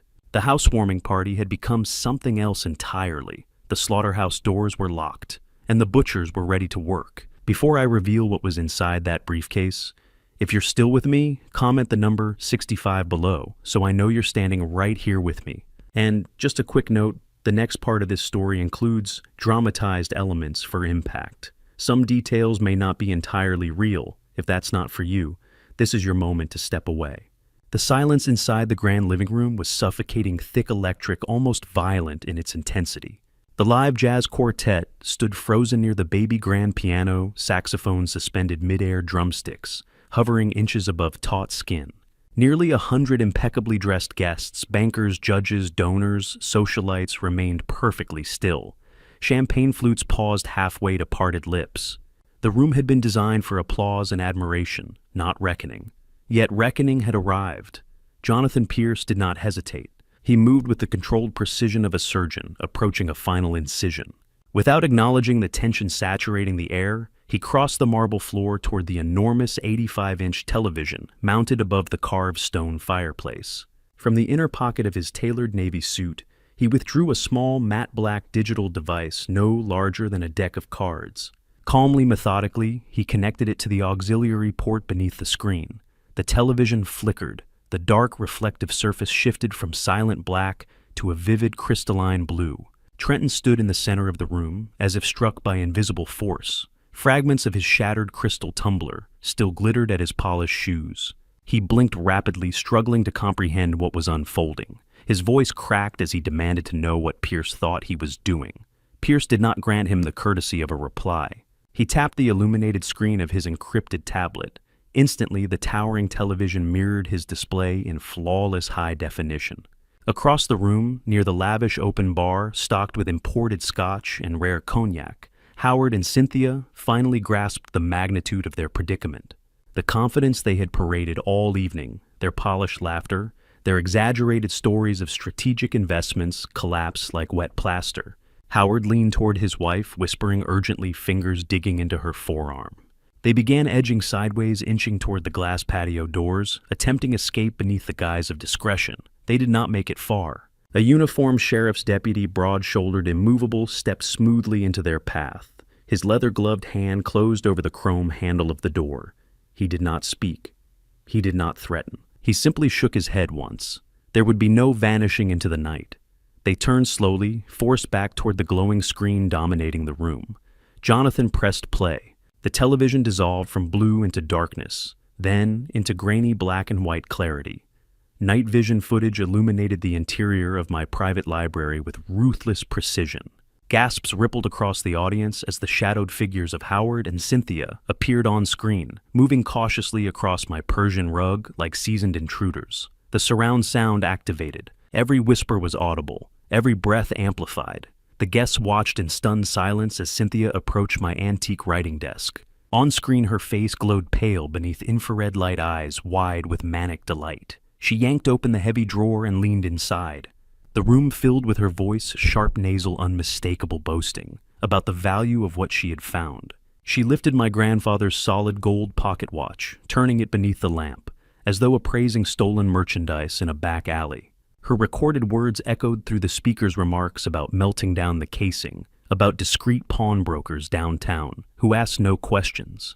A murmur of horror passed through the party. The footage shifted seamlessly. Now Howard dominated the screen. Moments earlier, he had been holding court near the fireplace, lecturing local officials about property acquisition and market timing. On screen, however, he was something else entirely. The guests watched him seize a heavy bronze paperweight and drive its edge into the delicate lock of my glass display cabinet. The metallic crack of the breaking latch thundered through the silent room. The sound was brutal. He pried the cabinet open without hesitation.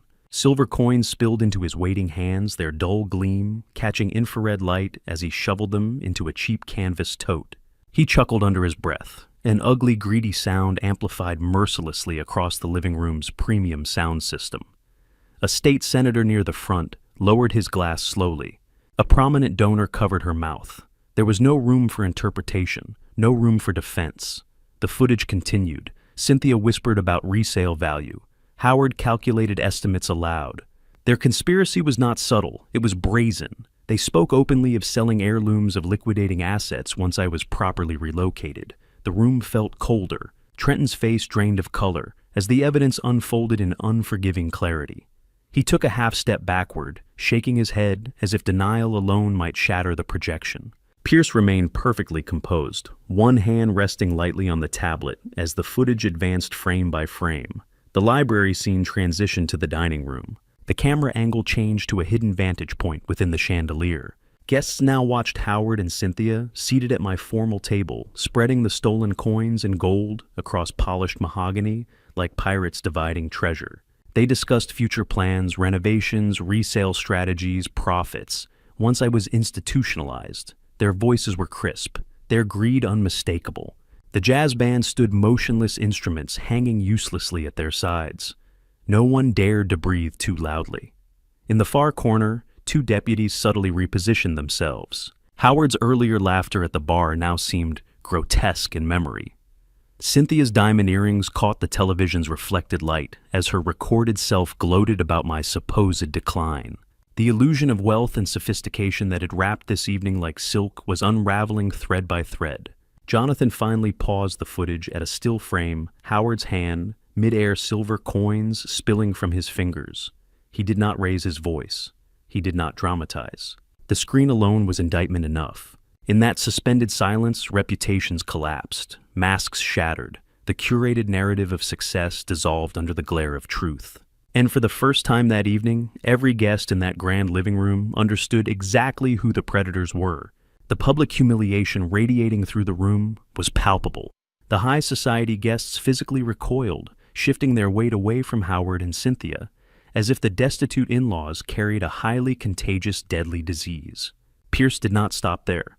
He tapped his tablet again, and the footage transitioned to the brilliant color video captured from the dining room chandelier. This was the absolute killing blow. It was one thing to be publicly exposed as a petty thief, but it was another thing entirely to be exposed as a heartless monster. The wealthy guests watched Howard and Cynthia sitting comfortably at my dining table, dividing their stolen plunder like pirates. The sensitive microphone picked up Cynthia's cruel, mocking laughter perfectly. Her voice filled the crowded room, explicitly detailing their grand strategy to lock me away in a miserable, underfunded state facility. She bragged loudly to Howard about how Trenton was going to forcefully sell my estate and use the money to fund their luxury retirement while I rotted away in a cramped shared bedroom next to the water treatment plant. The wealthy crowd was deeply, profoundly disturbed. These were people who valued reputation and social standing above absolutely everything else in the world. They were currently watching a raw, unedited display of pure human rot. A prominent city councilwoman, who had been graciously complimenting Cynthia's vintage pearl necklace just moments before, loudly expressed her absolute disgust. Cynthia instinctively reached up and covered the stolen pearls resting against her collarbone, her face flushing a deep, humiliating crimson. Howard simply stared at the marble floor, his entire body trembling violently, unable to meet the eyes of the prominent men he had been desperately trying to impress all evening. They were completely stripped of their false dignity. They were utterly exposed as destitute scavengers who had attempted to feed off an old man they incorrectly assumed was defenseless. Camille watched the screen with her mouth hanging open in pure horror. She looked at her parents and then looked at the disgusted faces of her wealthy friends. The high society life she had violently clawed her way into was disintegrating before her very eyes. Pierce paused the video, freezing the massive screen on an incredibly unflattering image of Howard grinning greedily over his stolen silver coins. Pierce turned his body slowly to face the two sheriff deputies standing by the patio doors. He stated in a clear, highly professional tone that the two individuals currently cowering by the exit had committed documented felony grand larceny. He informed the deputies in front of the entire silent room that the stolen solid gold pocket watch was currently residing in the right pocket of Howard's suit jacket. He added that the stolen vintage pearl necklace was currently clasped tightly around Cynthia's neck. Pierce officially requested acting as the senior legal representative of the corporate trust that owned the property and the stolen items, that the deputies immediately recover the stolen goods and execute a formal arrest. The trap had sprung flawlessly, completely destroying their reputations, before the handcuffs even left the belts of the officers. The two sheriff deputies moved with practiced efficiency. They escorted the weeping Cynthia and the trembling Howard toward the vestibule, stripping them of their stolen dignity and the stolen jewelry right in front of the stunned crowd. With the scavengers removed, the oppressive silence in the living room focused entirely on my son. Trenton stood alone in the center of his ruined celebration. He swallowed hard, his Adam's apple bobbing nervously above his crimson bow tie. He attempted to salvage the unsalvageable. He forced a pathetic, nervous laugh and addressed the wealthy guests, claiming he had absolutely no idea his in-laws were capable of such horrific behavior. He tried to physically distance himself from their crimes, stepping away from his wife and looking directly at Jonathan Pierce. He puffed out his chest and tried to assert the fake authority he believed he still possessed. He told Pierce that while he appreciated the security intervention, the lawyer was wildly out of line for crashing a private event. Trenton loudly reminded everyone that he held a court-ordered emergency conservatorship.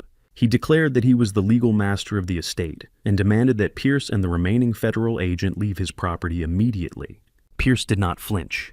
He did not raise his voice to match Trenton. He simply placed his heavy leather briefcase flat onto the nearest marble side table and unlatched the brass locks. The sharp click echoed across the silent room. Pierce withdrew a thick stack of crisp legal documents bound by a heavy blue seal. He walked slowly toward Trenton, holding the papers out for the entire room to see. Pierce stated in his freezing, authoritative tone that Trenton was operating under a massive, profound delusion. He explained that the emergency conservatorship only granted temporary authority over the personal assets of Alistair Wallace, the individual. Pierce paused, letting the absolute silence amplify his next sentence. He announced that Alistair Wallace, the individual, had not owned this property for over 6 months.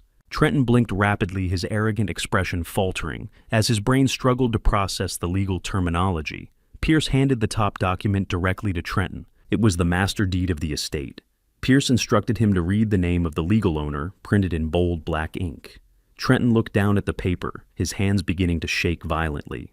He read the words, Summit Commercial Holdings. Pierce explained to the captivated audience that the estate, the antique furniture, and every single blade of grass on the property belonged to an irrevocable corporate blind trust. Trenton was holding a meaningless piece of paper. He had assumed absolute control over an empty vault. The realization hit Trenton like a physical blow, but Pierce was not finished.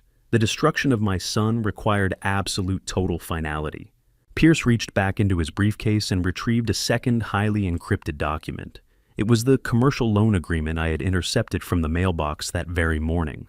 Pierce held the loan document up beside the corporate trust deed. He asked Trenton if he remembered walking into a federally insured bank 3 days ago. He asked if he remembered signing a legally binding contract to secure a massive line of credit for his failing logistics franchise. Trenton opened his mouth, but no sound came out. The blood completely drained from his face, leaving him the color of dirty ash. He took a staggering step backward, bumping into the grand piano. Pierce did not let him breathe. He read the exact terms of the loan allowed to the silent room. He stated that Trenton had accepted an electronic transfer of $200,000. He then read the collateral agreement where Trenton had explicitly pledged my private estate as the sole guarantee for the massive sum. Pierce lowered the papers and looked Trenton dead in the eyes. He stated with brutal clarity that pledging a corporate asset you do not own and have absolutely no legal authority to encumber is not a simple misunderstanding. It is a severe premeditated federal crime. A collective gasp rippled through the gathered crowd. The wealthy business owners and local politicians immediately understood the catastrophic magnitude of the accusation. Bank fraud was an unforgivable sin in their circles. They began backing away from Trenton as if the marble floor beneath his feet was suddenly collapsing.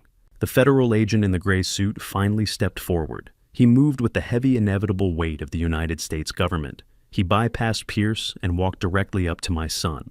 The agent did not offer a polite greeting. He looked at Trenton with absolute professional contempt. He stated his name and his agency, identifying himself as a senior investigator for the Financial Crimes Division.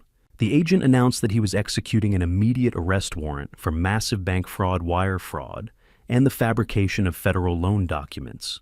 Trenton completely collapsed inward. The wealthy, successful businessman facade shattered into 1,000,000 unrecoverable pieces.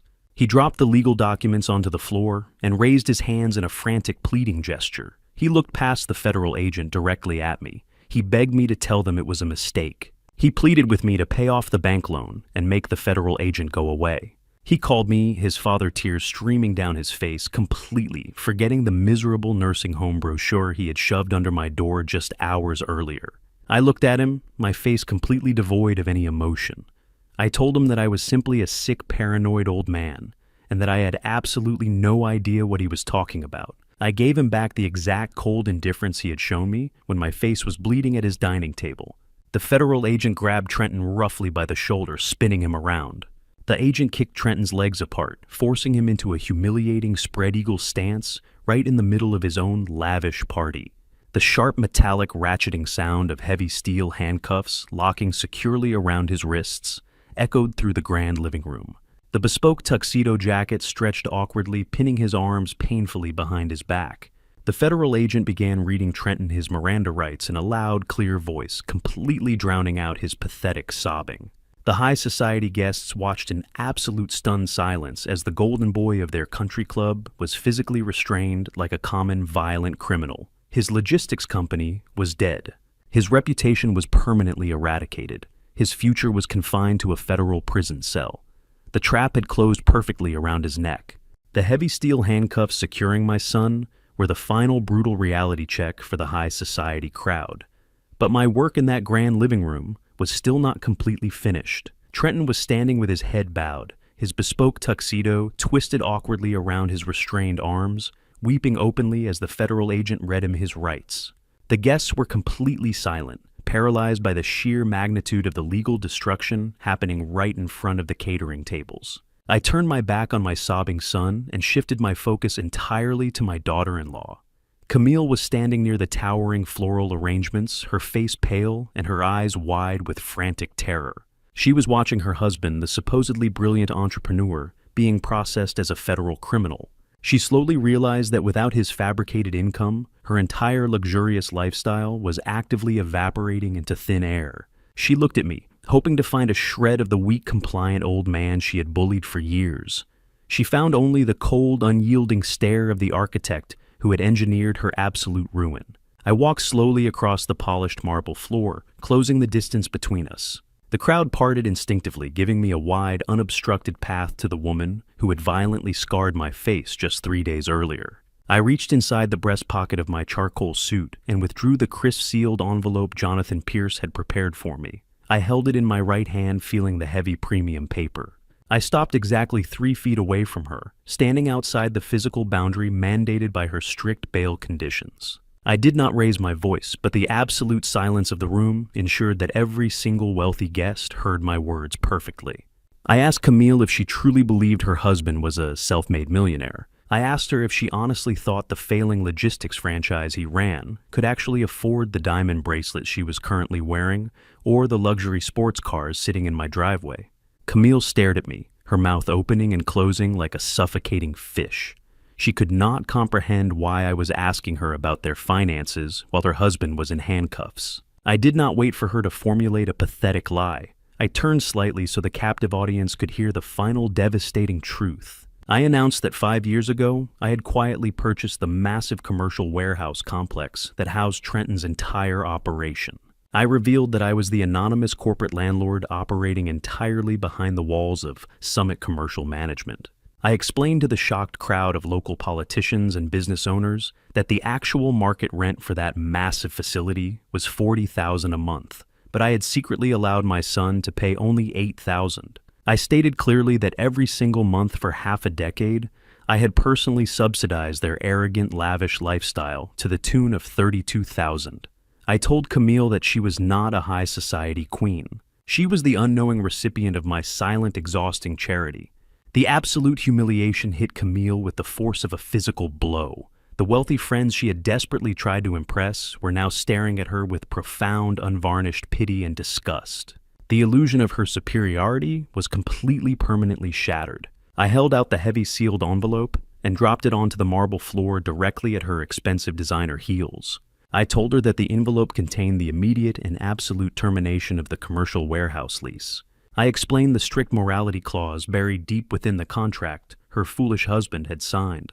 I stated that, because she had violently assaulted the primary shareholder of the management company and was subsequently arrested for a felony, the lease was legally voided. I informed her that the warehouse doors were currently being padlocked by private security. Their logistics company was instantly completely bankrupt. They had absolutely no assets, no income, and nowhere to go.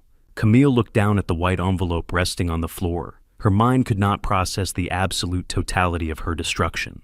Within the span of 10 minutes, she had lost her wealthy parents to grand larceny charges, her husband to federal bank fraud, and her entire financial foundation to a single piece of paper. The psychological break was instantaneous and violent. The sheer magnitude of her public humiliation overrode every single instinct of self-preservation she possessed. She forgot the crowded room. She forgot the federal agent. Most importantly, she completely forgot the strict mandatory conditions of her felony bail release. Her face twisted into a mask of pure, unhinged, demonic rage. She let out a high-pitched, blood-curdling scream that echoed violently off the high ceilings of the estate. She lunged forward, her manicured hands hooked like claws, aiming directly for the fresh stitches on my face. She intended to tear my eyes out right in front of 100 witnesses. She did not even make it 2 feet. The 2 towering county sheriff deputies who had just finished escorting her parents outside had re-entered the grand foyer.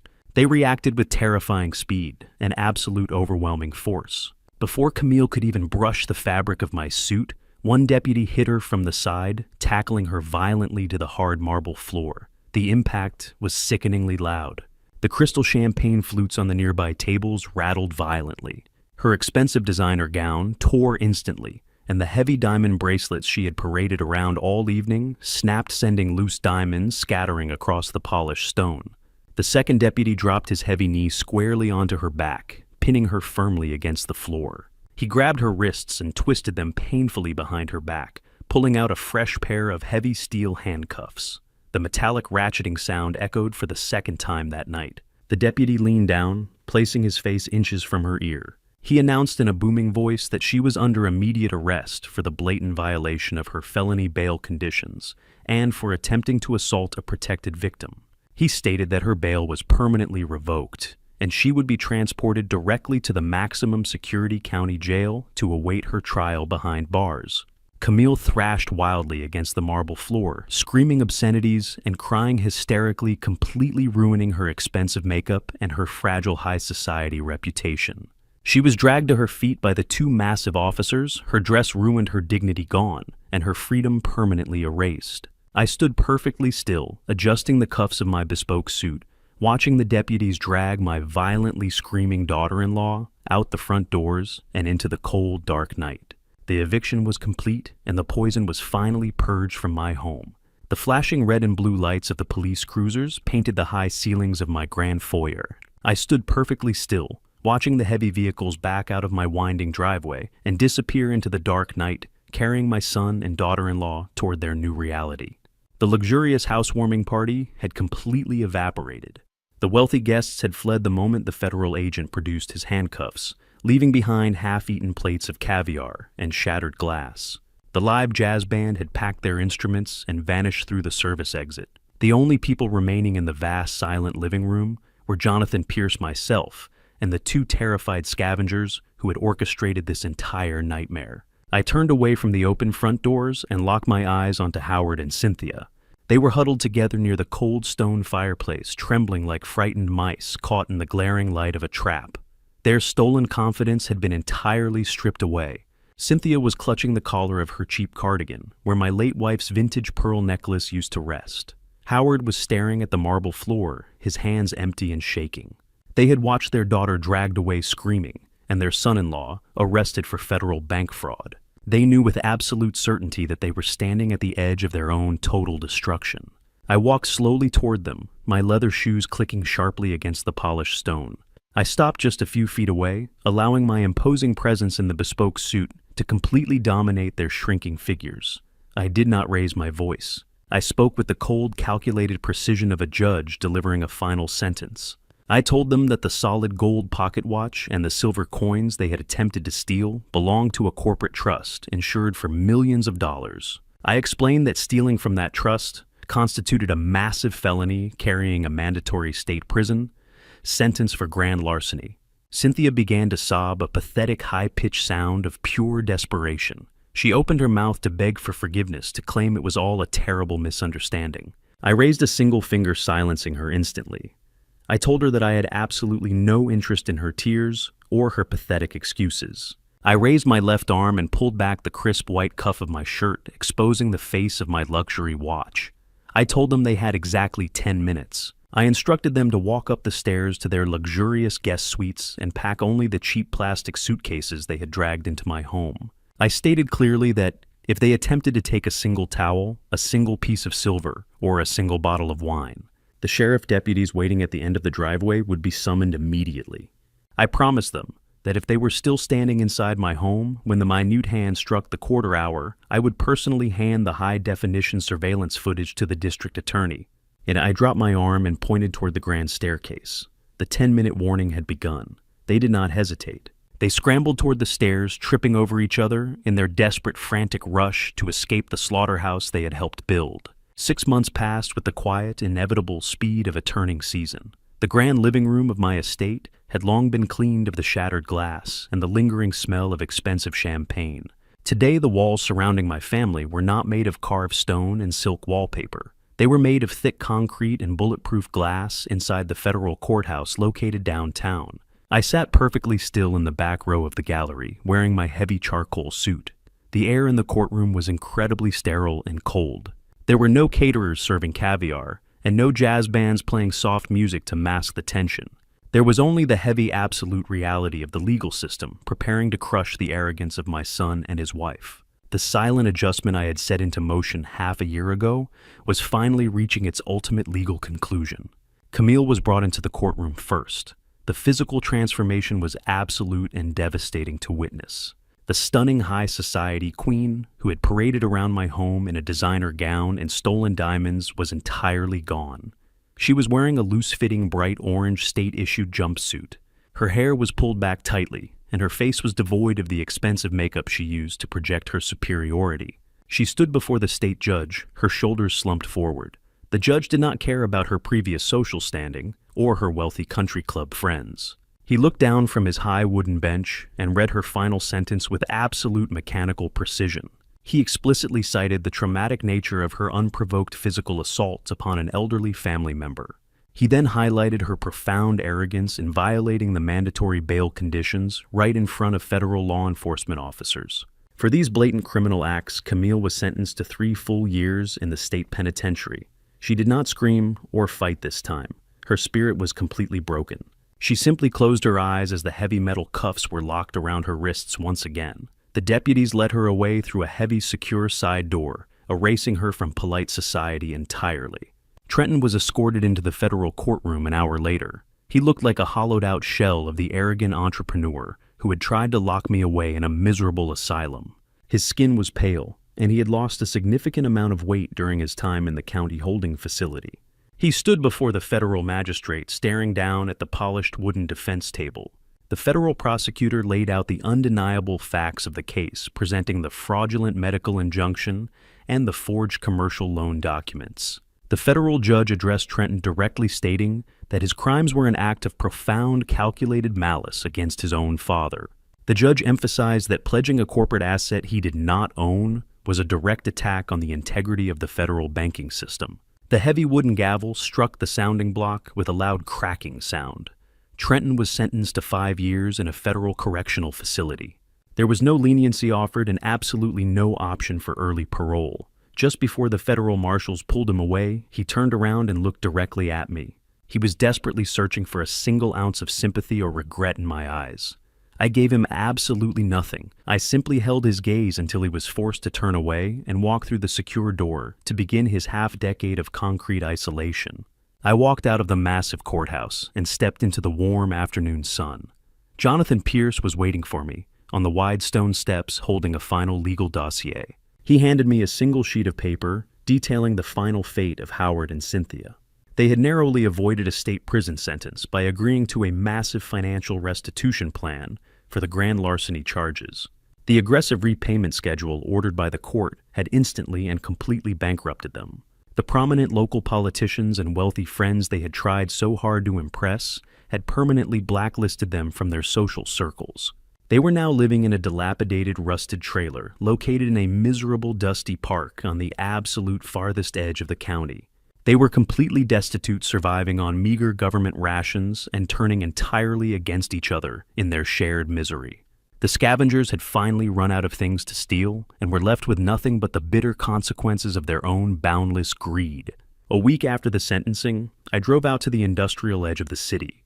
I parked my car in front of the massive commercial warehouse complex that had once housed my son and his failing logistics franchise. The enormous metal roll-up doors were securely locked, and the expansive loading docks were completely empty. The fleet of leased delivery trucks and the arrogant employees were all gone, liquidated by the bankruptcy courts months ago. I unlocked the side access door and stepped inside the cavernous space. The silence echoing off the high steel rafters was deeply satisfying. For 5 years, this building had been a monument to my silent charity and a breeding ground for my son and his profound entitlement. Every square foot of this concrete floor represented money I had quietly sacrificed to keep his fragile ego intact. Now the space was completely stripped bare, swept clean of his lies and his monumental failures. The poison had been physically removed from the property, but I needed to completely purge it from my financial empire. Jonathan Pierce arrived a few minutes later, accompanied by 3 executives from a national distribution conglomerate. They were not looking for a discounted family favor. They were aggressively seeking prime industrial real estate, and they were willing to pay the absolute maximum market price to acquire it. We did not conduct the transaction in a formal boardroom.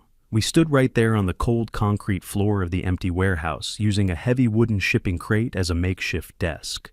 The executives handed Jonathan the final purchase agreement. I read through the terms confirming the massive multi-million-dollar purchase price. I took a silver pen from my jacket pocket and signed my name on the bottom line.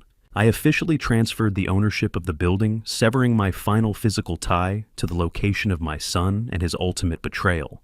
The bank confirmation arrived on my encrypted tablet before the executives even drove out of the parking lot. The massive sum of money had been wired directly into the primary holding account of Summit Commercial Management. I looked at the glowing numbers on the screen.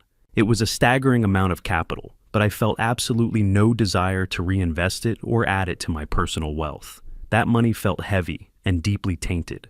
It was the physical manifestation of the abuse I had suffered and the family I had been forced to destroy. I could not simply fold those funds back into my pristine corporate ledgers. I needed to weaponize that capital one final time, but not for revenge. I needed to use it for absolute restoration. I left the industrial park and drove directly back into the heart of the city. I navigated through the busy downtown streets until I reached a modest brick office building. This was the headquarters of a prominent nonprofit legal foundation dedicated entirely to protecting vulnerable elderly citizens from financial exploitation and physical abuse. I walked into the reception area and asked to speak directly with the executive director. I was led into a small practical office filled with active case files. The director was a weary but fiercely dedicated woman who spent her life fighting the exact same predators who had attempted to consume me. She offered me a seat, assuming I was a victim seeking their limited legal assistance. I did not ask for her sympathy, nor did I offer a dramatic explanation. Instead, I opened my leather portfolio and withdrew a certified cashier's check issued directly from the Summit corporate account. It represented the full net profit from the sale of the commercial warehouse, the same property that had once sustained my son's fragile illusion of success. I placed the check face down on her crowded desk, its weight deliberate, its meaning unmistakable. Calmly, I told her that I had recently survived a calculated attempt on both my life and my legacy, an assault orchestrated by members of my own family. I explained that I had possessed the financial armor and legal counsel to defend myself, but countless elderly men and women did not share those protections. Too many faced betrayal alone, stripped of dignity, while predators wearing familiar faces closed in around them. I told her no one should endure that terror without a ruthless advocate prepared to fight without hesitation. I asked her to turn the check over. She hesitated, then slowly flipped the heavy paper. The moment her eyes landed on the number printed across the center line, her breath caught. Her fingers trembled. The figure was not generous. It was transformational. A multi-million-dollar sum capable of funding an entire legal movement. She looked up at me, unable to speak, emotion rising visibly behind her eyes. I told her to use every cent to assemble the most aggressive corporate litigators she could find. I instructed her to build a legal strike force strong enough to dismantle anyone who viewed the elderly as disposable assets. I wanted investigators, forensic accountants, trial attorneys, an army trained to recognize financial exploitation and crush it without mercy. I stood from the chair and walked out of her modest office without waiting for gratitude. The money that had once been tainted by greed and manipulation had been purified through purpose. The poison had been extracted from my life and converted into protection for the defenseless. The following morning, sunlight spilled over the ancient oak trees that frame my estate. Long golden shadows stretched across perfectly manicured lawns. I woke not to the abrasive scrape of plastic suitcase wheels across marble floors, or the barking demands of opportunistic in-laws. I woke to silence, deep, resonant, restorative silence. The air inside my stone home felt different now. It was no longer dense with hostility or deception. It was light, crisp, entirely mine. I pushed aside the heavy silk sheets and rose from bed, feeling strength settle firmly in my bones. I crossed the plush carpet of my master suite, the same room where I had once locked myself inside, to orchestrate a counter-offensive against my own bloodline. That chapter felt distant now, like a violent storm that had raged and finally broken, leaving clear skies behind it. The house had been restored in full. Every antique remained in its rightful place. The rare silver coins were secured. The vintage wine rested untouched in the cellar. My sanctuary no longer carried the faint echo of intrusion. I entered the master bathroom and switched on the warm vanity lights. Cool water splashed across my face, clearing the final remnants of sleep. As I dried my skin with a thick cotton towel, I paused before the crystal mirror. The wound from that Easter dinner had healed months ago, but the scar remained a thin silver line tracing the curve of my cheekbone. I tilted my head slightly, allowing the light to illuminate it fully. I raised my hand and traced the faint ridge of scar tissue with my thumb. I felt no bitterness, no rage, only pride. That scar was the cost of clarity. It had torn away illusion and forced me to confront the truth. Camille had hurled the crystal goblet, intending to break me, to shock me into submission. Instead, she had shattered the false narrative of family loyalty and awakened the strategist she had underestimated. In trying to destroy me, she had triggered the unraveling of her own future. I smiled faintly at my reflection. I saw not a victim, but a man who had defended his fortress and reclaimed his ground. I dressed in linen trousers and a soft cashmere sweater, no armor required. The bespoke suits remained in the dark closet, symbols of a war already won. I descended the sweeping staircase, passing the foyer, where federal agents had once led my son away in handcuffs. The marble floors shone peacefully now, reflecting the warmth of morning light. I stepped through the French doors onto the stone patio, overlooking the gardens. The wrought iron table was already set, a silver carafe of dark roast coffee porcelain cups, and fresh pastries still warm from the oven. Moments later, the private gate hummed open. Jonathan Pierce walked along the gravel path, newspaper tucked under his arm. He wore no sharp navy suit today, only an open-collared shirt and relaxed trousers. We were no longer attorney and client locked in combat. We were two men who had endured a siege and emerged intact. He sat across from me and poured coffee into his cup. He inhaled the morning air and raised his mug slightly in a quiet toast. No words were necessary. He did not mention the federal appeals my son continued to file from his prison cell. He did not speak of the rusted trailer where Howard and Cynthia now struggled under the weight of their own choices. Those chapters were closed, sealed, archived. We had removed the malignancy and refused to dwell on the disease. Instead, we discussed global markets' shifting investment patterns and the rapid growth of the legal foundation I had funded. The attorneys assembled under that banner were already dismantling other schemes, freezing fraudulent conservatorships, exposing financial predators, restoring stolen estates. What had begun as personal defense had become institutional protection. The foundation had teeth.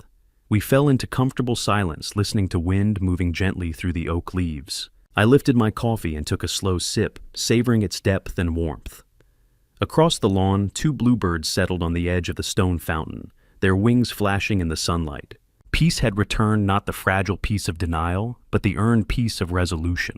My home stood firm. My legacy was secured. My wealth now served a purpose greater than inheritance. And the scar on my cheek caught the light like a quiet metal proof that survival, when guided by discipline and truth, can transform even betrayal into something unbreakable. And to you listening to this story, remember this. Not every wound comes from strangers. Sometimes the deepest scars are carved by family betrayal, and sometimes the hardest battle in a family story is the one fought inside your own heart. I learned my lesson too late. I ignored warning signs. I mistook manipulation for misunderstanding. I believed that enduring disrespect was the price of keeping peace. Don't be like me. Do not wait until family betrayal turns into legal warfare before you enforce boundaries. Do not confuse silence with wisdom when action is required. I believe God was watching when I was bleeding at that table. I believe God was present when I chose restraint over rage. And I believe God allowed the truth to surface exactly when it needed to. Without God, bitterness would have consumed me. With God, I chose justice over vengeance. In this family story, faith grounded me when pride could have destroyed me. Here is my honest reflection. I was generous, but I was also naive. I was patient, but I tolerated too much. That is on me. Family betrayal did not begin the night the glass struck my face. It began the moment I allowed entitlement to grow unchecked. My opinion is simple. Boundaries are not cruelty. Accountability is not hatred. Protecting your peace is not selfish. A real family story should be built on respect, not access to your assets. And when family betrayal reveals itself, act calmly, but act decisively. If this family story speaks to you, share your thoughts below. Tell me where you would have drawn the line. Subscribe and share if you value strength, resilience, and truth. Thank you for staying with me until the end. And a final note, some upcoming stories include dramatized elements crafted for reflection and education. If that style is not for you, feel free to explore content better suited to your preferences.